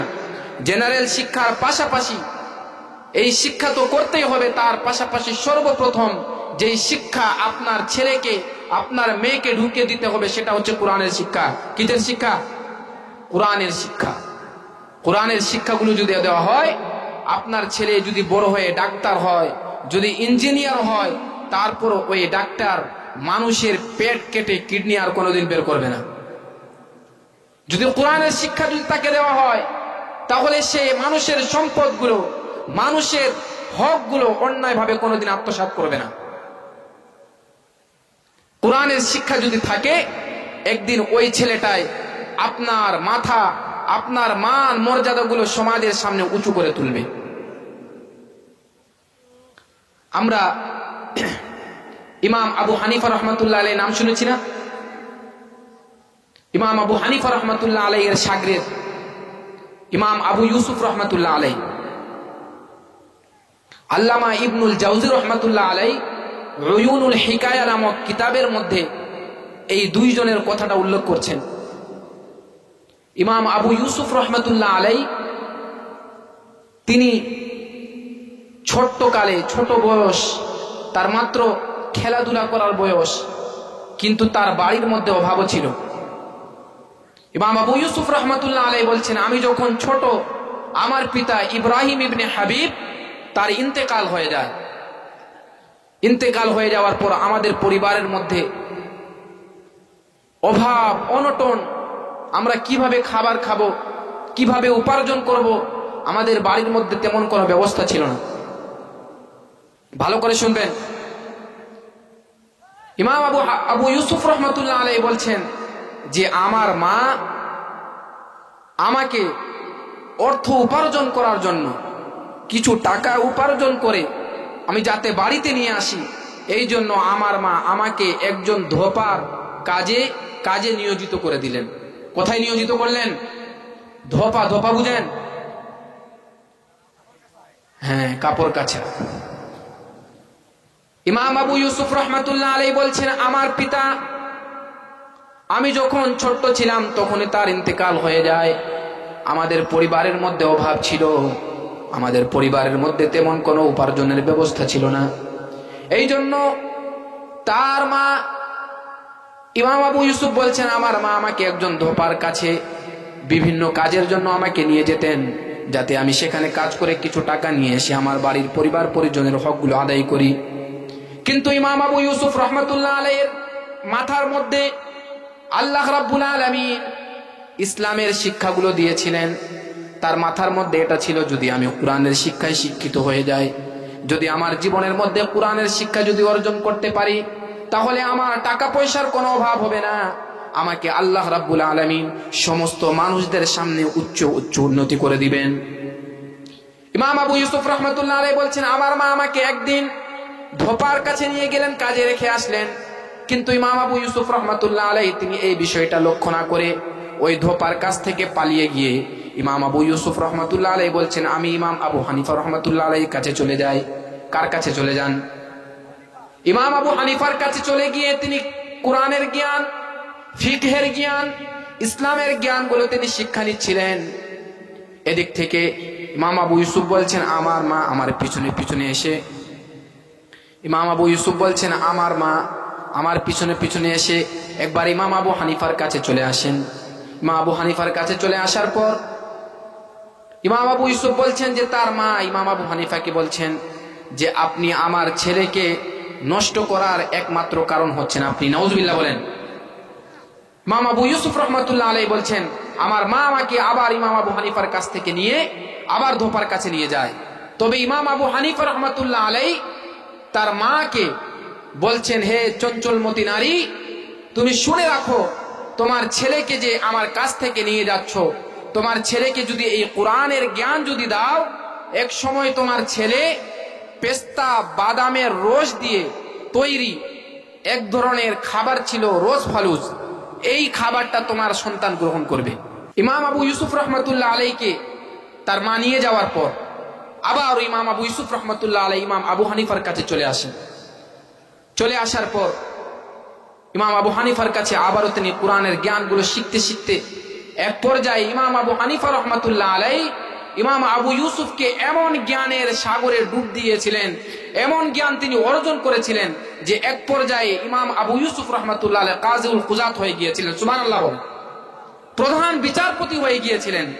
আল্লাহ রাব্বুল আলামিন তাকে এই কোরআনের শিক্ষার কারণে, কোরআনের জ্ঞানের কারণে আল্লাহ তাআলা ইমাম আবু ইউসুফ রহমতুল্লাহ আলাইহিকে এই জ্ঞানে অধিষ্ঠ করেছিলেন এবং তিনি প্রধান বিচারপতি হিসেবে নিযুক্ত হয়েছিলেন। এবং এক পর্যায়ে খলিফা হারুনুর রশিদের সাথে তিনি বসে একই প্লেটে ওই পেস্তা বাদামের রস দিয়ে তৈরি রোজ ফালুস তিনি আহার করেছিলেন। সুবহানাল্লাহ বলবেন না? ইমাম আবু ইউসুফ রহমতুল্লাহ আলাইহিকে আল্লাহ রাব্বুল আলামিন এই কোরআনের জ্ঞান শিক্ষা নেওয়ার কারণে, কোরআনের চর্চা করার কারণে আল্লাহ তাআলা তাকে এত বড় মর্যাদায় অধিষ্ঠিত করেছিলেন। আমরা কি পারবো না আমাদের সন্তানগুলোকে, আমাদের ছেলে মেয়েগুলোকে কোরআনের শিক্ষা দিতে পারবো না? আল্লাহ রাব্বুল আলামিন বলছেন, আর রহমান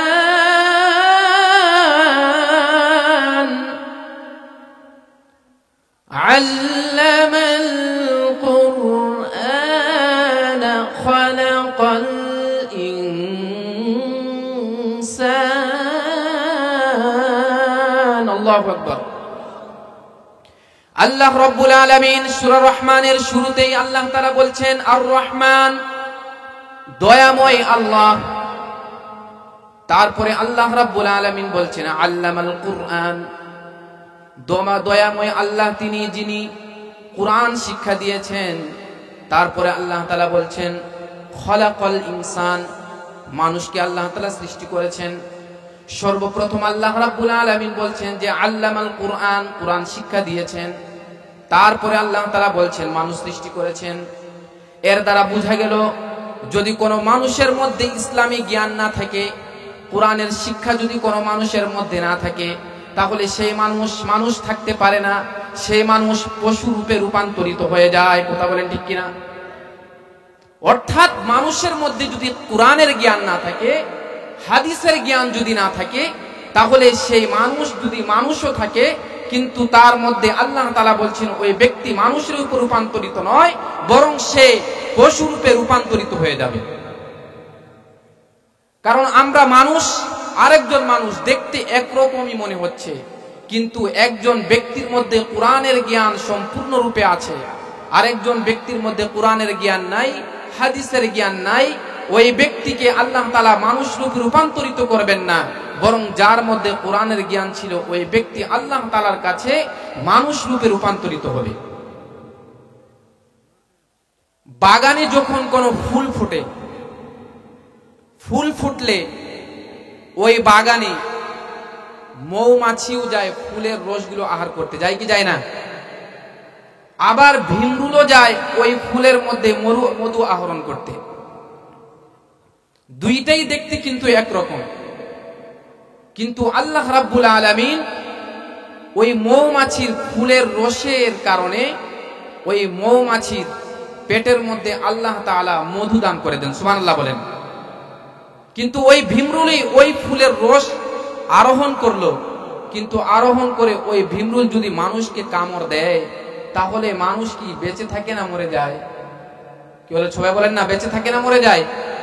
মরে যায়। অর্থাৎ দেখতে একরকম হলেও কিন্তু যার মধ্যে আল্লাহ তাআলা মানুষের জন্য শেফা দিয়েছেন, ওই জিনিসটা হচ্ছে আল্লাহ তাআলার উত্তম একটা নমুনা, এবং ওই জিনিসের মাধ্যমে মানুষরা শেফা পেয়ে যায়, সুবহানাল্লাহ বলেন। আল্লাহ রাব্বুল আলামিন বলছেন, ইয়াখরুজু মিন বুতুনিহা শারাবুন মুখতালিফুন আলওয়ানুহু ফীহি শিফাউন লিন-নাস ওয়া নুনাজ্জিলু মিনাল কুরআনি মা হুয়া শিফাء ওয়া রাহমাতুল লিল মুমিনিন। আল্লাহু আকবার। আল্লাহ রাব্বুল আলামিন বলছেন, ইয়াখরুজু মিন বুতুনিহা শারাবুন মুখতালিফুন আলওয়ানুহু ফীহি শিফাউন লিন-নাস। যখনই মৌমাছি ফুল থেকে যখন মধু আহরণ করে, ফুল থেকে যখন রস নেয়, রস নেওয়ার পর যখনই ওই মৌমাছিগুলো বমি করে, বমি করার পর আল্লাহ তাআলা মানব জাতির জন্য, মানুষের উপকারের জন্য আল্লাহ তাআলা তার মধ্যে একটা মধু রেখেছেন। ওই মধুটা হচ্ছে ফীহি শিফাউন লিন-নাস। যদি কোনো মানুষ অসুস্থ থাকে, যে মানুষরা অসুস্থতার ভয়ে পালন করেছে, যারা অসুস্থতা থেকে আল্লাহ তাআলার এই নিয়ামতটা ভোগ করবে, খাবে, আল্লাহ রাব্বুল আলামিন তাকে পরিপূর্ণ সুস্থ করে দিবেন, সুবহানাল্লাহ। অর্থাৎ আল্লাহ রাব্বুল আলামিন মৌমাছির পেটের মধ্যে দিলেন ফুলের রস, সেটা হয়ে গেল মধু। সেটা কিসের জন্য ছিল? আমাদের উপকারের জন্য নাকি আল্লাহ তাআলার উপকারের জন্য? আমাদের উপকারের জন্য আল্লাহ তাআলা মধু বানালেন। কিন্তু আজকে সেই মানব জাতি আল্লাহ রাব্বুল আলামিনের বিভিন্ন নিয়ামতগুলো পাওয়ার পর, বিভিন্ন অসংখ্য অগণিত নাজ নিয়ামত পাওয়ার পরেও আজকে মানুষরা কোরআনের জ্ঞান থেকে, ইসলামের জ্ঞান থেকে আস্তে আস্তে করে দূরে সরে যাচ্ছে। কথা বলেন ঠিক কিনা? আজকে মানুষের সমাজের মধ্যে, মানুষের বাসার মধ্যে এই কোরআনের জ্ঞান না থাকার কারণে, ইসলামী শিক্ষাগুলো না থাকার কারণে মানুষের বাড়ি থেকে বরকত, মানুষের বাড়ি থেকে শান্তিগুলো আস্তে আস্তে দূর হয়ে যাচ্ছে। কথা বলেন ঠিক কিনা? অথচ আল্লাহ রাব্বুল আলামিন বলছেন যে যহারাল ফাসাদু ফিল বাররি ওয়াল বাহর বিমা কাসাবাত আইদিন নাস, যে তোমরা এই ভূপৃষ্ঠে, তোমরা এই জমিনের মধ্যে যা ফিতনা ফাসাদগুলো লক্ষ্য করছো, এগুলো মূলত তোমাদের হাতের উপার্জন। এই জন্য আল্লাহ রাব্বুল আলামিন মানব জাতিকে হেদায়েতের জন্য আল্লাহ রাব্বুল আলামিন একটা কিতাব অবতীর্ণ করলেন। সেই কিতাবের নাম কি? আল্লাহ রাব্বুল আলামিন কিতাব দিলেন, সেই কিতাবের নাম হচ্ছে কিতাবুল্লাহ, মানে কুরআন। দৃষ্টি নিয়ে যদি কোরআনের দিকে তাকায় আল্লাহ রাব্বুল আলামিন তারপরেও তাকে সওয়াব দিয়ে দেন, সুবহানাল্লাহ বলবেন না? যদি কোনো ব্যক্তি কোরআনগুলো, অর্থগুলো যদি না বুঝে পড়ে, তারপরেও আল্লাহ তাআলা তাকে এই কোরআনের এক একটা হরফের বিনিময়ে 10টা করে আল্লাহ তাআলা তাকে সওয়াব দিয়ে দিবেন, সুবহানাল্লাহ। আর কোন এমন কিতাব আছে যেগুলো পড়লে, যেগুলো মাথার মধ্যে ঢুকালে সেগুলোর সওয়াব আল্লাহ তাআলা দিবেন? দিবেন না। এই কোরআনটা কত দামি, কত সম্মানিত। আজকে আমরা এই কোরআনের মর্যাদা, কোরআনের গুরুত্ব না বুঝার কারণে এই কিতাবুল্লাহকে, কোরআনকে আমরা বাজারের 200 টাকা 250 টাকার কিতাব বানিয়ে ফেলেছি। কথা বলেন ঠিক কিনা? অথচ এই কোরআনটা কত দামি, কত মর্যাদাপূর্ণ। আল্লাহ রাব্বুল আলামিন জানিয়ে দিচ্ছেন, ইন্না أردنا الأمانة على السماوات والأرض والجبال فأبين أن يحملنها وأشفقن منها وحملها الإنسان إنه كان ظلوما جهولا سبحان الله আল্লাহ রাব্বুল আলামিন পবিত্র কালামুল্লাহকে সর্বপ্রথম আল্লাহ তাআলা আসমানে দিতে চাইলেন। আল্লাহ রাব্বুল আলামিন আসমানকে বললেন, ওগো আসমান, তুমি আমার এই কিতাবুল্লাহকে তোমার দেহে ধারণ করো। আচ্ছা বলুন তো, আসমানের দেহটা আমাদের দেহ থেকে বড় নাকি ছোট? সবাই বলেন না, আমাদের দেহ থেকে বড় নাকি ছোট? আমরা আসমানের এই বিশালতা, এই প্রশস্ততা কি কোনো হিসাব করতে পারবো? কিন্তু আল্লাহ রাব্বুল আলামিন কুরআনকে সর্বপ্রথম আসমানের কাছে দিতে চাইলেন।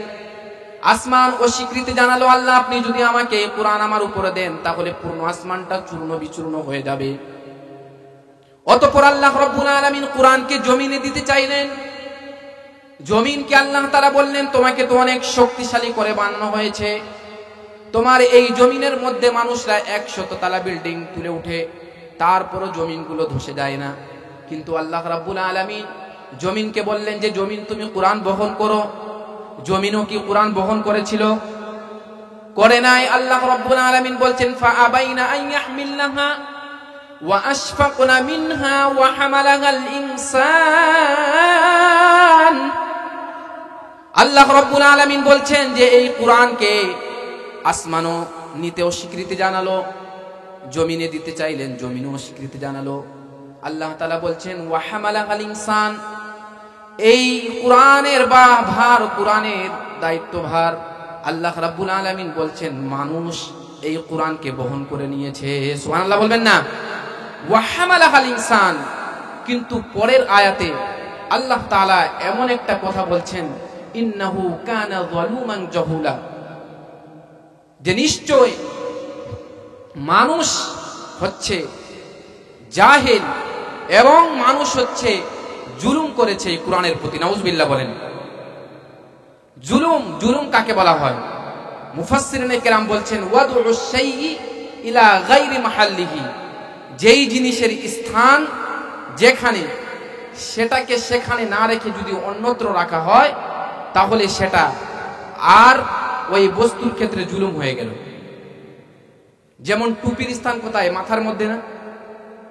আমি যদি ক্ষমতা খাটিয়ে, আমার প্রভাব খাটিয়ে যদি টুপিকে পায়ের নিচে রেখে দেয় তাহলে সেটা টুপির ক্ষেত্রে জুলুম হবে নাকি ইনসাফ হবে?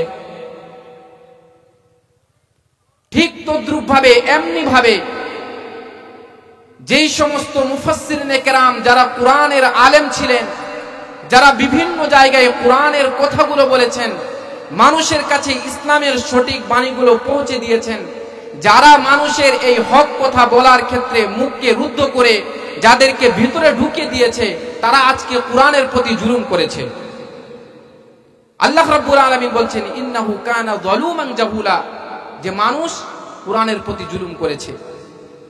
আমরাও কুরআন থেকে যারা বিমুখ হয়ে যাচ্ছি, যারা কুরআন থেকে দূরে সরে যাচ্ছি, আল্লাহ রাব্বুল আলামিন আমাদেরকে বলছেন যে তোমরা জুলুম করছো, তোমরা নিজেদের নফসের প্রতি, নিজেদের আত্মার প্রতি জুলুম করে তোমরা কুরআন থেকে বিমুখ হয় না।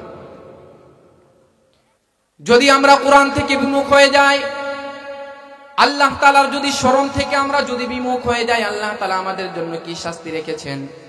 আল্লাহ তাআলা বলছেন, ওয়ামান আ'রাদা আন যিকরি ফাইন্না লাহু মাঈশাতান দানকা ওয়া নাহশুরুহু ইয়াওমাল কিয়ামাতি আ'মা। আল্লাহ রাব্বুল আলামিন এখানে দুইটা শাস্তির কথা বললেন। যে ব্যক্তি আমার কুরআন থেকে, আমার নামাজ থেকে, আমার হাবিবের সুন্নাহ থেকে, ইসলামের যতগুলো বিধিবিধান আছে এগুলো থেকে যারা দূরে সরে যাবে, মুখ ফিরিয়ে নিবে, আল্লাহ তাআলা তাদের জীবনে দুইটা শাস্তি দিবেন। কয়টা শাস্তি? সবাই বলেন না কয়টা শাস্তি? দুইটা শাস্তি দিবেন। এক নাম্বার শাস্তি হলো আল্লাহ তাআলা বলছেন মাঈশাতান দনকা, তার জীবনটা আল্লাহ তাআলা সংকীর্ণ করে দিবেন, তার জীবনের মধ্যে বরকত থাকবে না।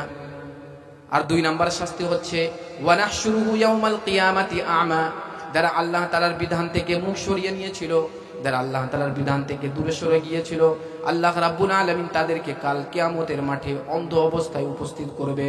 নাউজুবিল্লাহ বলবেন না? বান্দা অন্ধ অবস্থায় উপস্থিত হয়ে আল্লাহকে বলবে, আল্লাহ দুনিয়াতে থাকা অবস্থায় আমার চক্ষু ছিল, আমার সব কিছু ছিল, আপনি আমাকে এভাবে অন্ধ অবস্থায় উপস্থিত করলেন, কারণ কি? আল্লাহ বলবেন যে কাল কিয়ামতের মাঠে তোমাকে উপস্থিত করার কারণ এই যে দুনিয়াতে তুমি আমার কোরআন থেকে ভুলে গিয়েছিলে, আমার সুন্নাহকে তুমি ভুলে গিয়েছিলে, আমার হাবিবকে তুমি ভুলে গিয়েছিলে, আমাকে ভুলে গিয়েছিলে। এই জন্য আল্লাহ তাআলা তোমাকে আমি আজকে এভাবে অন্ধ অবস্থায় উত্তরণ করেছি। রাসূলুল্লাহ সাল্লাল্লাহু আলাইহি ওয়াসাল্লাম এই কোরআনের জন্য, ইসলামের বাণীগুলো ছড়িয়ে দেওয়ার জন্য তিনি মদিনা থেকে, মক্কা থেকে তায়েফে গিয়েছেন ইসলামের শিক্ষার জন্য, মানুষের কাছে কাছে ইসলামের বাণীগুলো পৌঁছে দেওয়ার জন্য। নাকি আল্লাহর হাবিব নিজের স্বার্থের জন্য গিয়েছিলেন? কি বলেন, নিজের জন্য নাকি মানুষের উপকারের জন্য? মানুষের উপকারের জন্য। কিন্তু তায়েফের কাফেররাও আল্লাহর হাবিবের প্রতি জুলুম করলো। হাজারো ব্যথা বেদনার পরে ফিরে আসনি তুমি আপন ঘরে, দিনের আলো তুমি ছড়িয়ে দিতে চলে গেলে মদিনায় মক্কা ছেড়ে। হে রাসূল তোমাকে ভুলি আমি কেমন করে। সবাই পড়ুন, হে রাসূল তোমাকে ভুলি আমি কেমন করে। আল্লাহর হাবিব সাল্লাল্লাহু আলাইহি ওয়াসাল্লাম নিজের স্বার্থের জন্য নয়, পুরো বিশ্বে, পুরো মানুষের কাছে কোরআনের জ্ঞানগুলো ছড়িয়ে দেওয়ার জন্য আল্লাহর হাবিব মদিনা থেকে তায়েফে গেলেন, মক্কা থেকে তায়েফে গেলেন, তারপরও মার খেলেন, কিন্তু তারপরও তিনি এই ইসলামের কথা থেকে, হক কথা বলা থেকে পিছপা হয়েছিলেন? পিছপা হন নাই।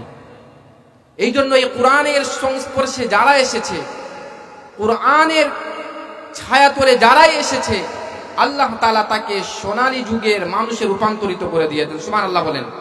হযরত ওমর রাদিয়াল্লাহু তাআলা আনহু আগমন করার পর বললেন, তার বোন এবং বোন জামাই কোরআনের পাণ্ডুলিপিগুলো লুকিয়ে ফেললেন।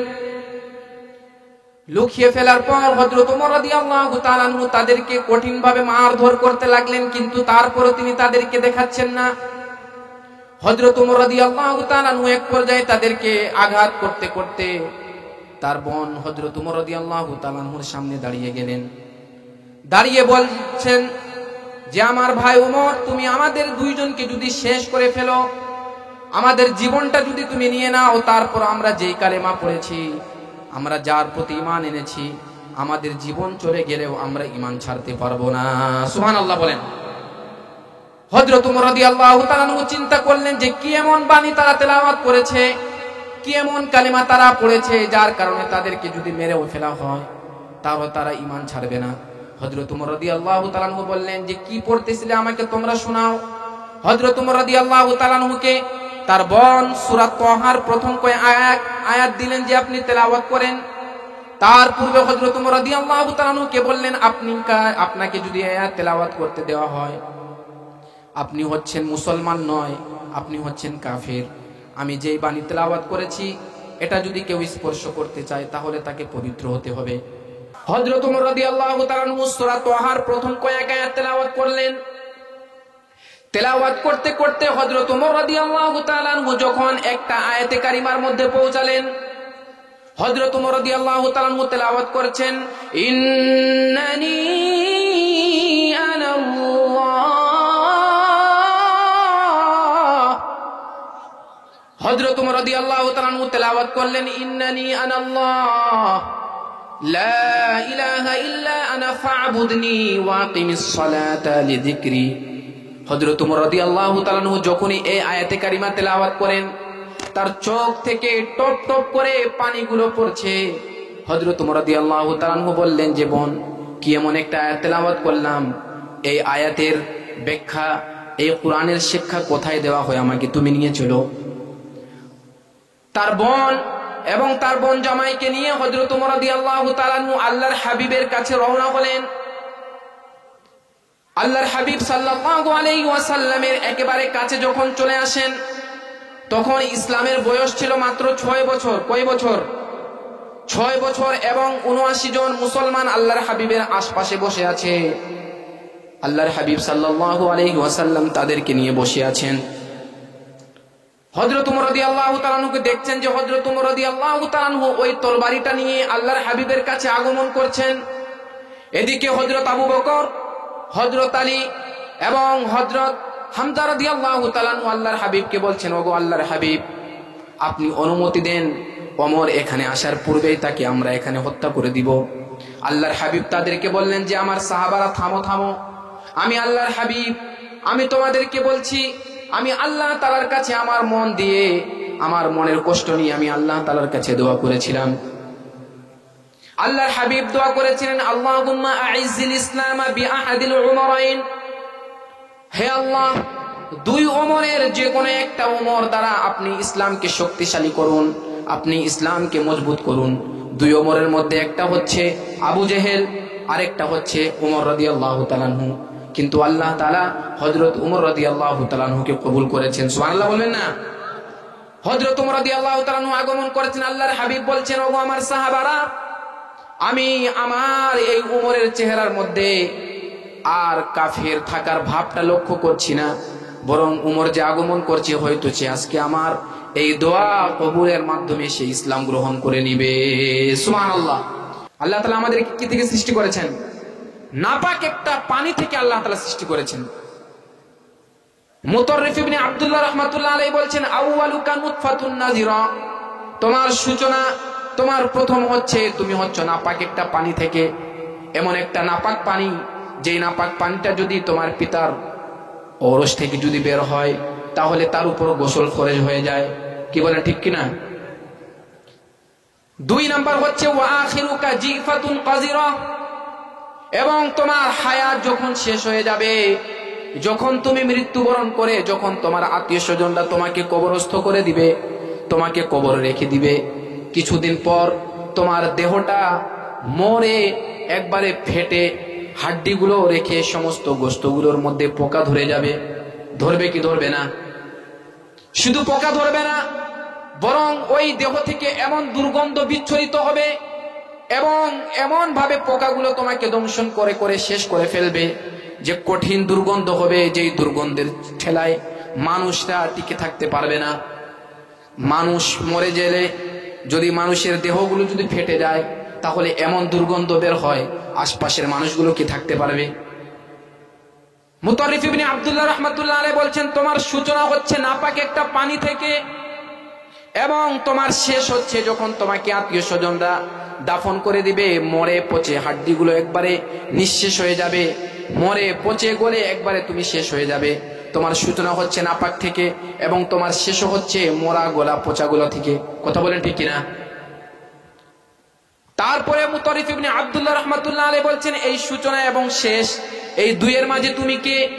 ওয়া আনতা ফিমা যালিকা তাহমিলুন নাজারা নাজিরা, তুমি হচ্ছে এই দুইয়ের মাঝে ময়লার একটা ডাস্টবিন। একটু কল্পনা করেন, আমরা যারা দেখছি আমাদের হায়াতের মধ্যে, আমরা যারা এখনো বেঁচে আছি, আমাদেরকে আল্লাহ তাআলা অনেক সুন্দর করে বানিয়েছেন না? দেখতে অনেক সুঠামো, অনেক সুন্দর। কিন্তু যদি একটু আমরা কল্পনা করি, আমরা অনেক সুন্দর সুন্দর পারফিউম লাগিয়ে, আতর লাগিয়ে ঘোরাফেরা করি, কিন্তু অথচ যদি আমরা একটু লক্ষ্য করি, তাহলে আমরা হচ্ছি ময়লার একটা ডাস্টবিন। কথা বলেন ঠিক কিনা? কিভাবে ময়লার ডাস্টবিন? ওই যুবক বলছে, আমি তো আপনার কথা বুঝতে পারলাম না, ময়লার ডাস্টবিন কিভাবে? মুতাররিফ ইবনে আব্দুল্লাহ রাহমাতুল্লাহ আলাইহি তাকে বলছেন, যুবক, যদি তুমি 2 দিন দাঁত ব্রাশ যদি না করো, তাহলে তোমার মুখ থেকে ঘ্রাণ বের হবে নাকি দুর্গন্ধ বের হবে?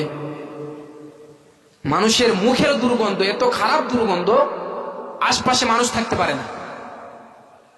শুধু তাই নয়, তোমার নাভির মধ্যে যদি তুমি 1 সপ্তাহ 2 সপ্তাহ যাবত যদি পরিষ্কার না করো, তাহলে মানুষের নাভির মধ্যেও ময়লা জমে কি জমে না? কথা বলেন। শুধু তাই নয়, তোমার কানের মধ্যেও ময়লা, নাকের মধ্যেও ময়লা, এমনকি তুমি যে এত সুন্দর পেট নিয়ে ঘোরাফেরা করছো, এই পেটের মধ্যেও আল্লাহ তাআলা কি দিয়েছেন? ময়লা দিয়েছেন না ভাই? মুতাররিফ ইবনে আব্দুল্লাহ রাহমাতুল্লাহ আলাইহি বললেন, তোমার এটাই হচ্ছে পরিচয়, এর থেকে বেশি তুমি কিছু না। আসলে এই কথার মধ্যে কোনো সন্দেহ আছে? মানুষের শুরুটাও নাপাক পানি থেকে এবং মানুষের শেষটাও একবারে পচে গলে, আবার এই দুইয়ের মাঝে মানুষ ঘোরাফেরা করছে ময়লার ডাস্টবিন হয়ে। এই কথাটাই আল্লাহ রাব্বুল আলামিন বলছেন, হাল আতা আলাল ইনসানি হিনুম মিনাদ দাহরি লাম ইয়াকুন শাইআম মাযকুরা। আল্লাহ রাব্বুল আলামিন বলছেন, ও মানুষ, হাল আতা আলাল ইনসান হিনুম মিনাদ দাহরি লাম ইয়াকুন শাইআম মাযকুরা, তুমি এক সময় এমন ছিলে, তুমি এক সময় এমন অবস্থায় ছিলে যে উল্লেখ করার মতো তুমি তেমন কোনো কিছুই ছিলে না। উল্লেখ করার মতো আমরা কি কিছু ছিলাম নাকি? এখন তো আমাদের আল্লাহ তাআলা হায়াত দিয়েছেন, আমাদের অবস্থাগুলো দিয়েছেন। এই আল্লাহ তাআলার এতগুলো নাজ নিয়ামত পাওয়ার পরেও আমরা দ্বীনকে ভুলে যাচ্ছি, ইসলামকে ভুলে যাচ্ছি, আল্লাহ তাআলার কোরআনকে ভুলে যাচ্ছি।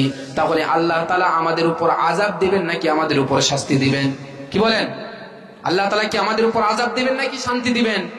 যদি আল্লাহকে ভুলে যায়, কোরআনকে যদি ভুলে যায়, তাহলে নিশ্চিত থাকতে পারেন যে আপনার উপর আল্লাহ তাআলা আযাব গজব দিয়ে শেষ করে দিবেন। আল্লাহ রাব্বুল আলামিন আমাদেরকে এখানে উপস্থিত করেছেন কোরআন সুন্নাহ থেকে আলোচনা করার জন্য, কোরআন সুন্নাহ থেকে কিছু নেওয়ার জন্য। আমাদেরকে এখানে আল্লাহ রাব্বুল আলামিন আজকের এই মাহফিলে একত্রিত করেছেন কি জন্য? কোরআনের শিক্ষাগুলো নিয়ে আমাদের পরিবার পরিজনদের মধ্যে ঢুকিয়ে দেওয়ার জন্য। কি বলেন, ঠিক কিনা?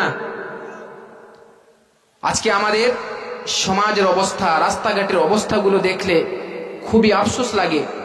যেই বাচ্চাগুলোর এত অল্প বয়স, 7 বছর 8 বছর, সেই বাচ্চাগুলোর থাকার দরকার ছিল মাদ্রাসার কোরআনের শিক্ষার মধ্যে।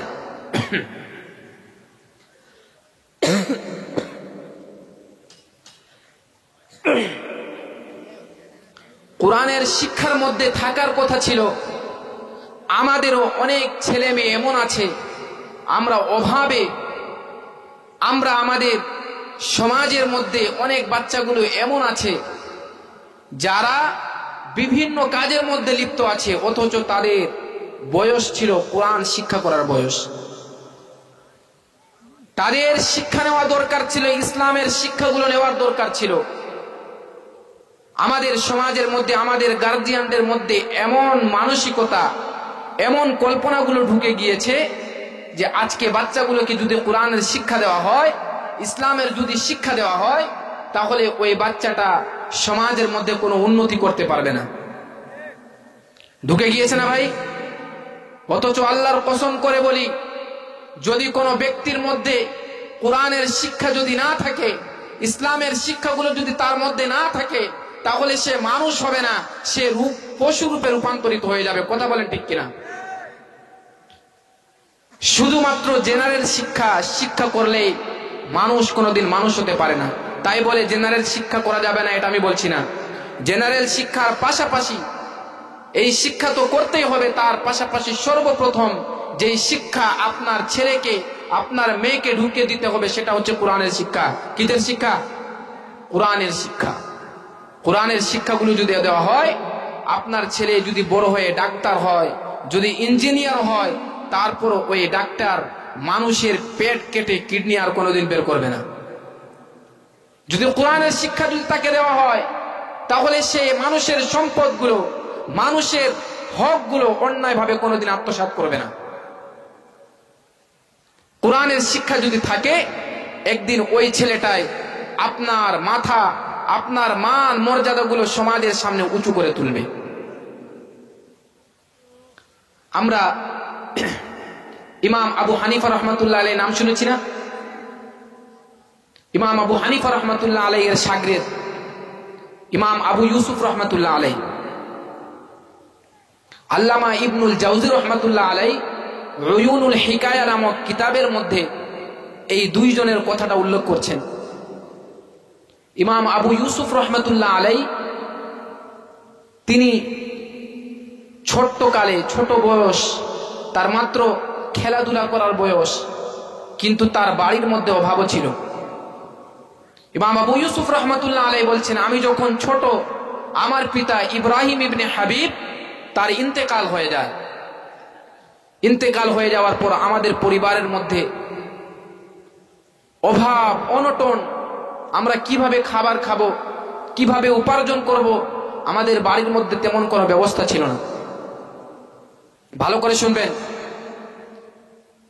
ইমাম আবু ইউসুফ রহমতুল্লাহ আলাই বলছেন যে আমার মা আমাকে অর্থ উপার্জন করার জন্য, কিছু টাকা উপার্জন করে আমি যাতে বাড়িতে নিয়ে আসি, এই জন্য আমার মা আমাকে একজন ধোপার কাজে নিয়োজিত করে দিলেন। কোথায় নিয়োজিত করলেন? ধোপা, ধোপা বুঝেন? হ্যাঁ, কাপড় কাচা। ইমাম আবু ইউসুফ রহমতুল্লাহ আলাই বলছেন, আমার পিতা, আমি যখন ছোট্ট ছিলাম তখনই তার ইন্তেকাল হয়ে যায়। আমাদের পরিবারের মধ্যে অভাব ছিল, আমাদের পরিবারের মধ্যে তেমন কোনো উপার্জনের ব্যবস্থা ছিল না। এই জন্য তার মা, ইমাম আবু ইউসুফ বলছেন, আমার মা আমাকে একজন ধোপার কাছে বিভিন্ন কাজের জন্য আমাকে নিয়ে যেতেন, যাতে আমি সেখানে কাজ করে কিছু টাকা নিয়ে এসে আমার বাড়ির পরিবার পরিজনের হকগুলো আদায় করি। কিন্তু ইমাম আবু ইউসুফ রহমতুল্লাহ আলাইহির মাথার মধ্যে আল্লাহ রাব্বুল আলামিন ইসলামের শিক্ষাগুলো দিয়েছিলেন। তার মাথার মধ্যে এটা ছিল, যদি আমি কোরআনের শিক্ষায় শিক্ষিত হয়ে যাই, যদি আমার জীবনের মধ্যে কোরআনের শিক্ষা যদি অর্জন করতে পারি, তাহলে আমার টাকা পয়সার কোনো অভাব হবে না। আমাকে আল্লাহ রাব্বুল আলামিন সমস্ত মানুষদের সামনে উচ্চ উন্নতি করে দিবেন। ইমাম আবু ইউসুফ রহমতুল্লাহ আলাইহি বলছেন, আমার মা আমাকে একদিন ধোপার কাছে নিয়ে গেলেন, কাজে রেখে আসলেন। কিন্তু ইমাম আবু ইউসুফ রহমতুল্লাহ আলাইহি তিনি এই বিষয়টা লক্ষ্য না করে ওই ধোপার কাছ থেকে পালিয়ে গিয়ে ইমাম আবু ইউসুফ রহমতুল্লাহ আলাইহি বলছেন, আমি ইমাম আবু হানিফা রহমতুল্লাহ আলাইহির কাছে চলে যাই। কার কাছে চলে যান? ইমাম আবু হানিফার কাছে চলে গিয়ে তিনি কোরআনের জ্ঞান, ফিকহের জ্ঞান, ইসলামের জ্ঞানগুলো তিনি শিক্ষা নিচ্ছিলেন। এদিক থেকে ইমাম আবু ইউসুফ বলছেন, আমার মা আমার পিছনে পিছনে এসে, ইমাম আবু ইউসুফ বলছেন, আমার মা আমার পিছনে পিছনে এসে একবার ইমাম আবু হানিফার কাছে চলে আসেন। ইমাম আবু হানিফার কাছে চলে আসার পর ইমাম আবু ইউসুফ বলছেন যে তার মা ইমাম আবু হানিফাকে বলছেন যে, আপনি আমার ছেলেকে নষ্ট করার একমাত্র কারণ হচ্ছেন আপনি। নাউজুবিল্লাহ বলেন। ইমাম আবু ইউসুফ রহমতুল্লাহ আলাইহি বলছেন, আমার মা আমাকে আবার ইমাম আবু হানিফার কাছ থেকে নিয়ে আবার ধোপার কাছে নিয়ে যায়। তবে ইমাম আবু হানিফা রহমতুল্লাহ আলাইহি তার মাকে বলছেন, হে চঞ্চলমতি নারী, তুমি শুনে রাখো, তোমার ছেলেকে যে আমার কাছ থেকে নিয়ে যাচ্ছ, তোমার ছেলেকে যদি এই কোরআনের জ্ঞান যদি দাও, এক সময় তোমার ছেলে পেস্তা বাদামের রস দিয়ে তৈরি এক ধরনের খাবার ছিল, রোজ ফালুজ, এই খাবারটা তোমার সন্তান গ্রহণ করবে।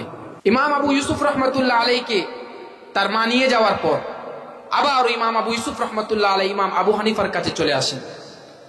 চলে আসার পর ইমাম আবু হানিফার কাছে আবারও তিনি কোরআনের জ্ঞানগুলো শিখতে শিখতে এক পর্যায়ে ইমাম আবু হানিফা রহমতুল্লাহ আলাইহি ইমাম আবু ইউসুফকে এমন জ্ঞানের সাগরে ডুব দিয়েছিলেন, এমন জ্ঞান তিনি অর্জন করেছিলেন যে এক পর্যায়ে ইমাম আবু ইউসুফ রহমতুল্লাহ আলাইহি কাজীউল কুযাত হয়ে গিয়েছিলেন। সুবহানাল্লাহ, প্রধান বিচারপতি হয়ে গিয়েছিলেন।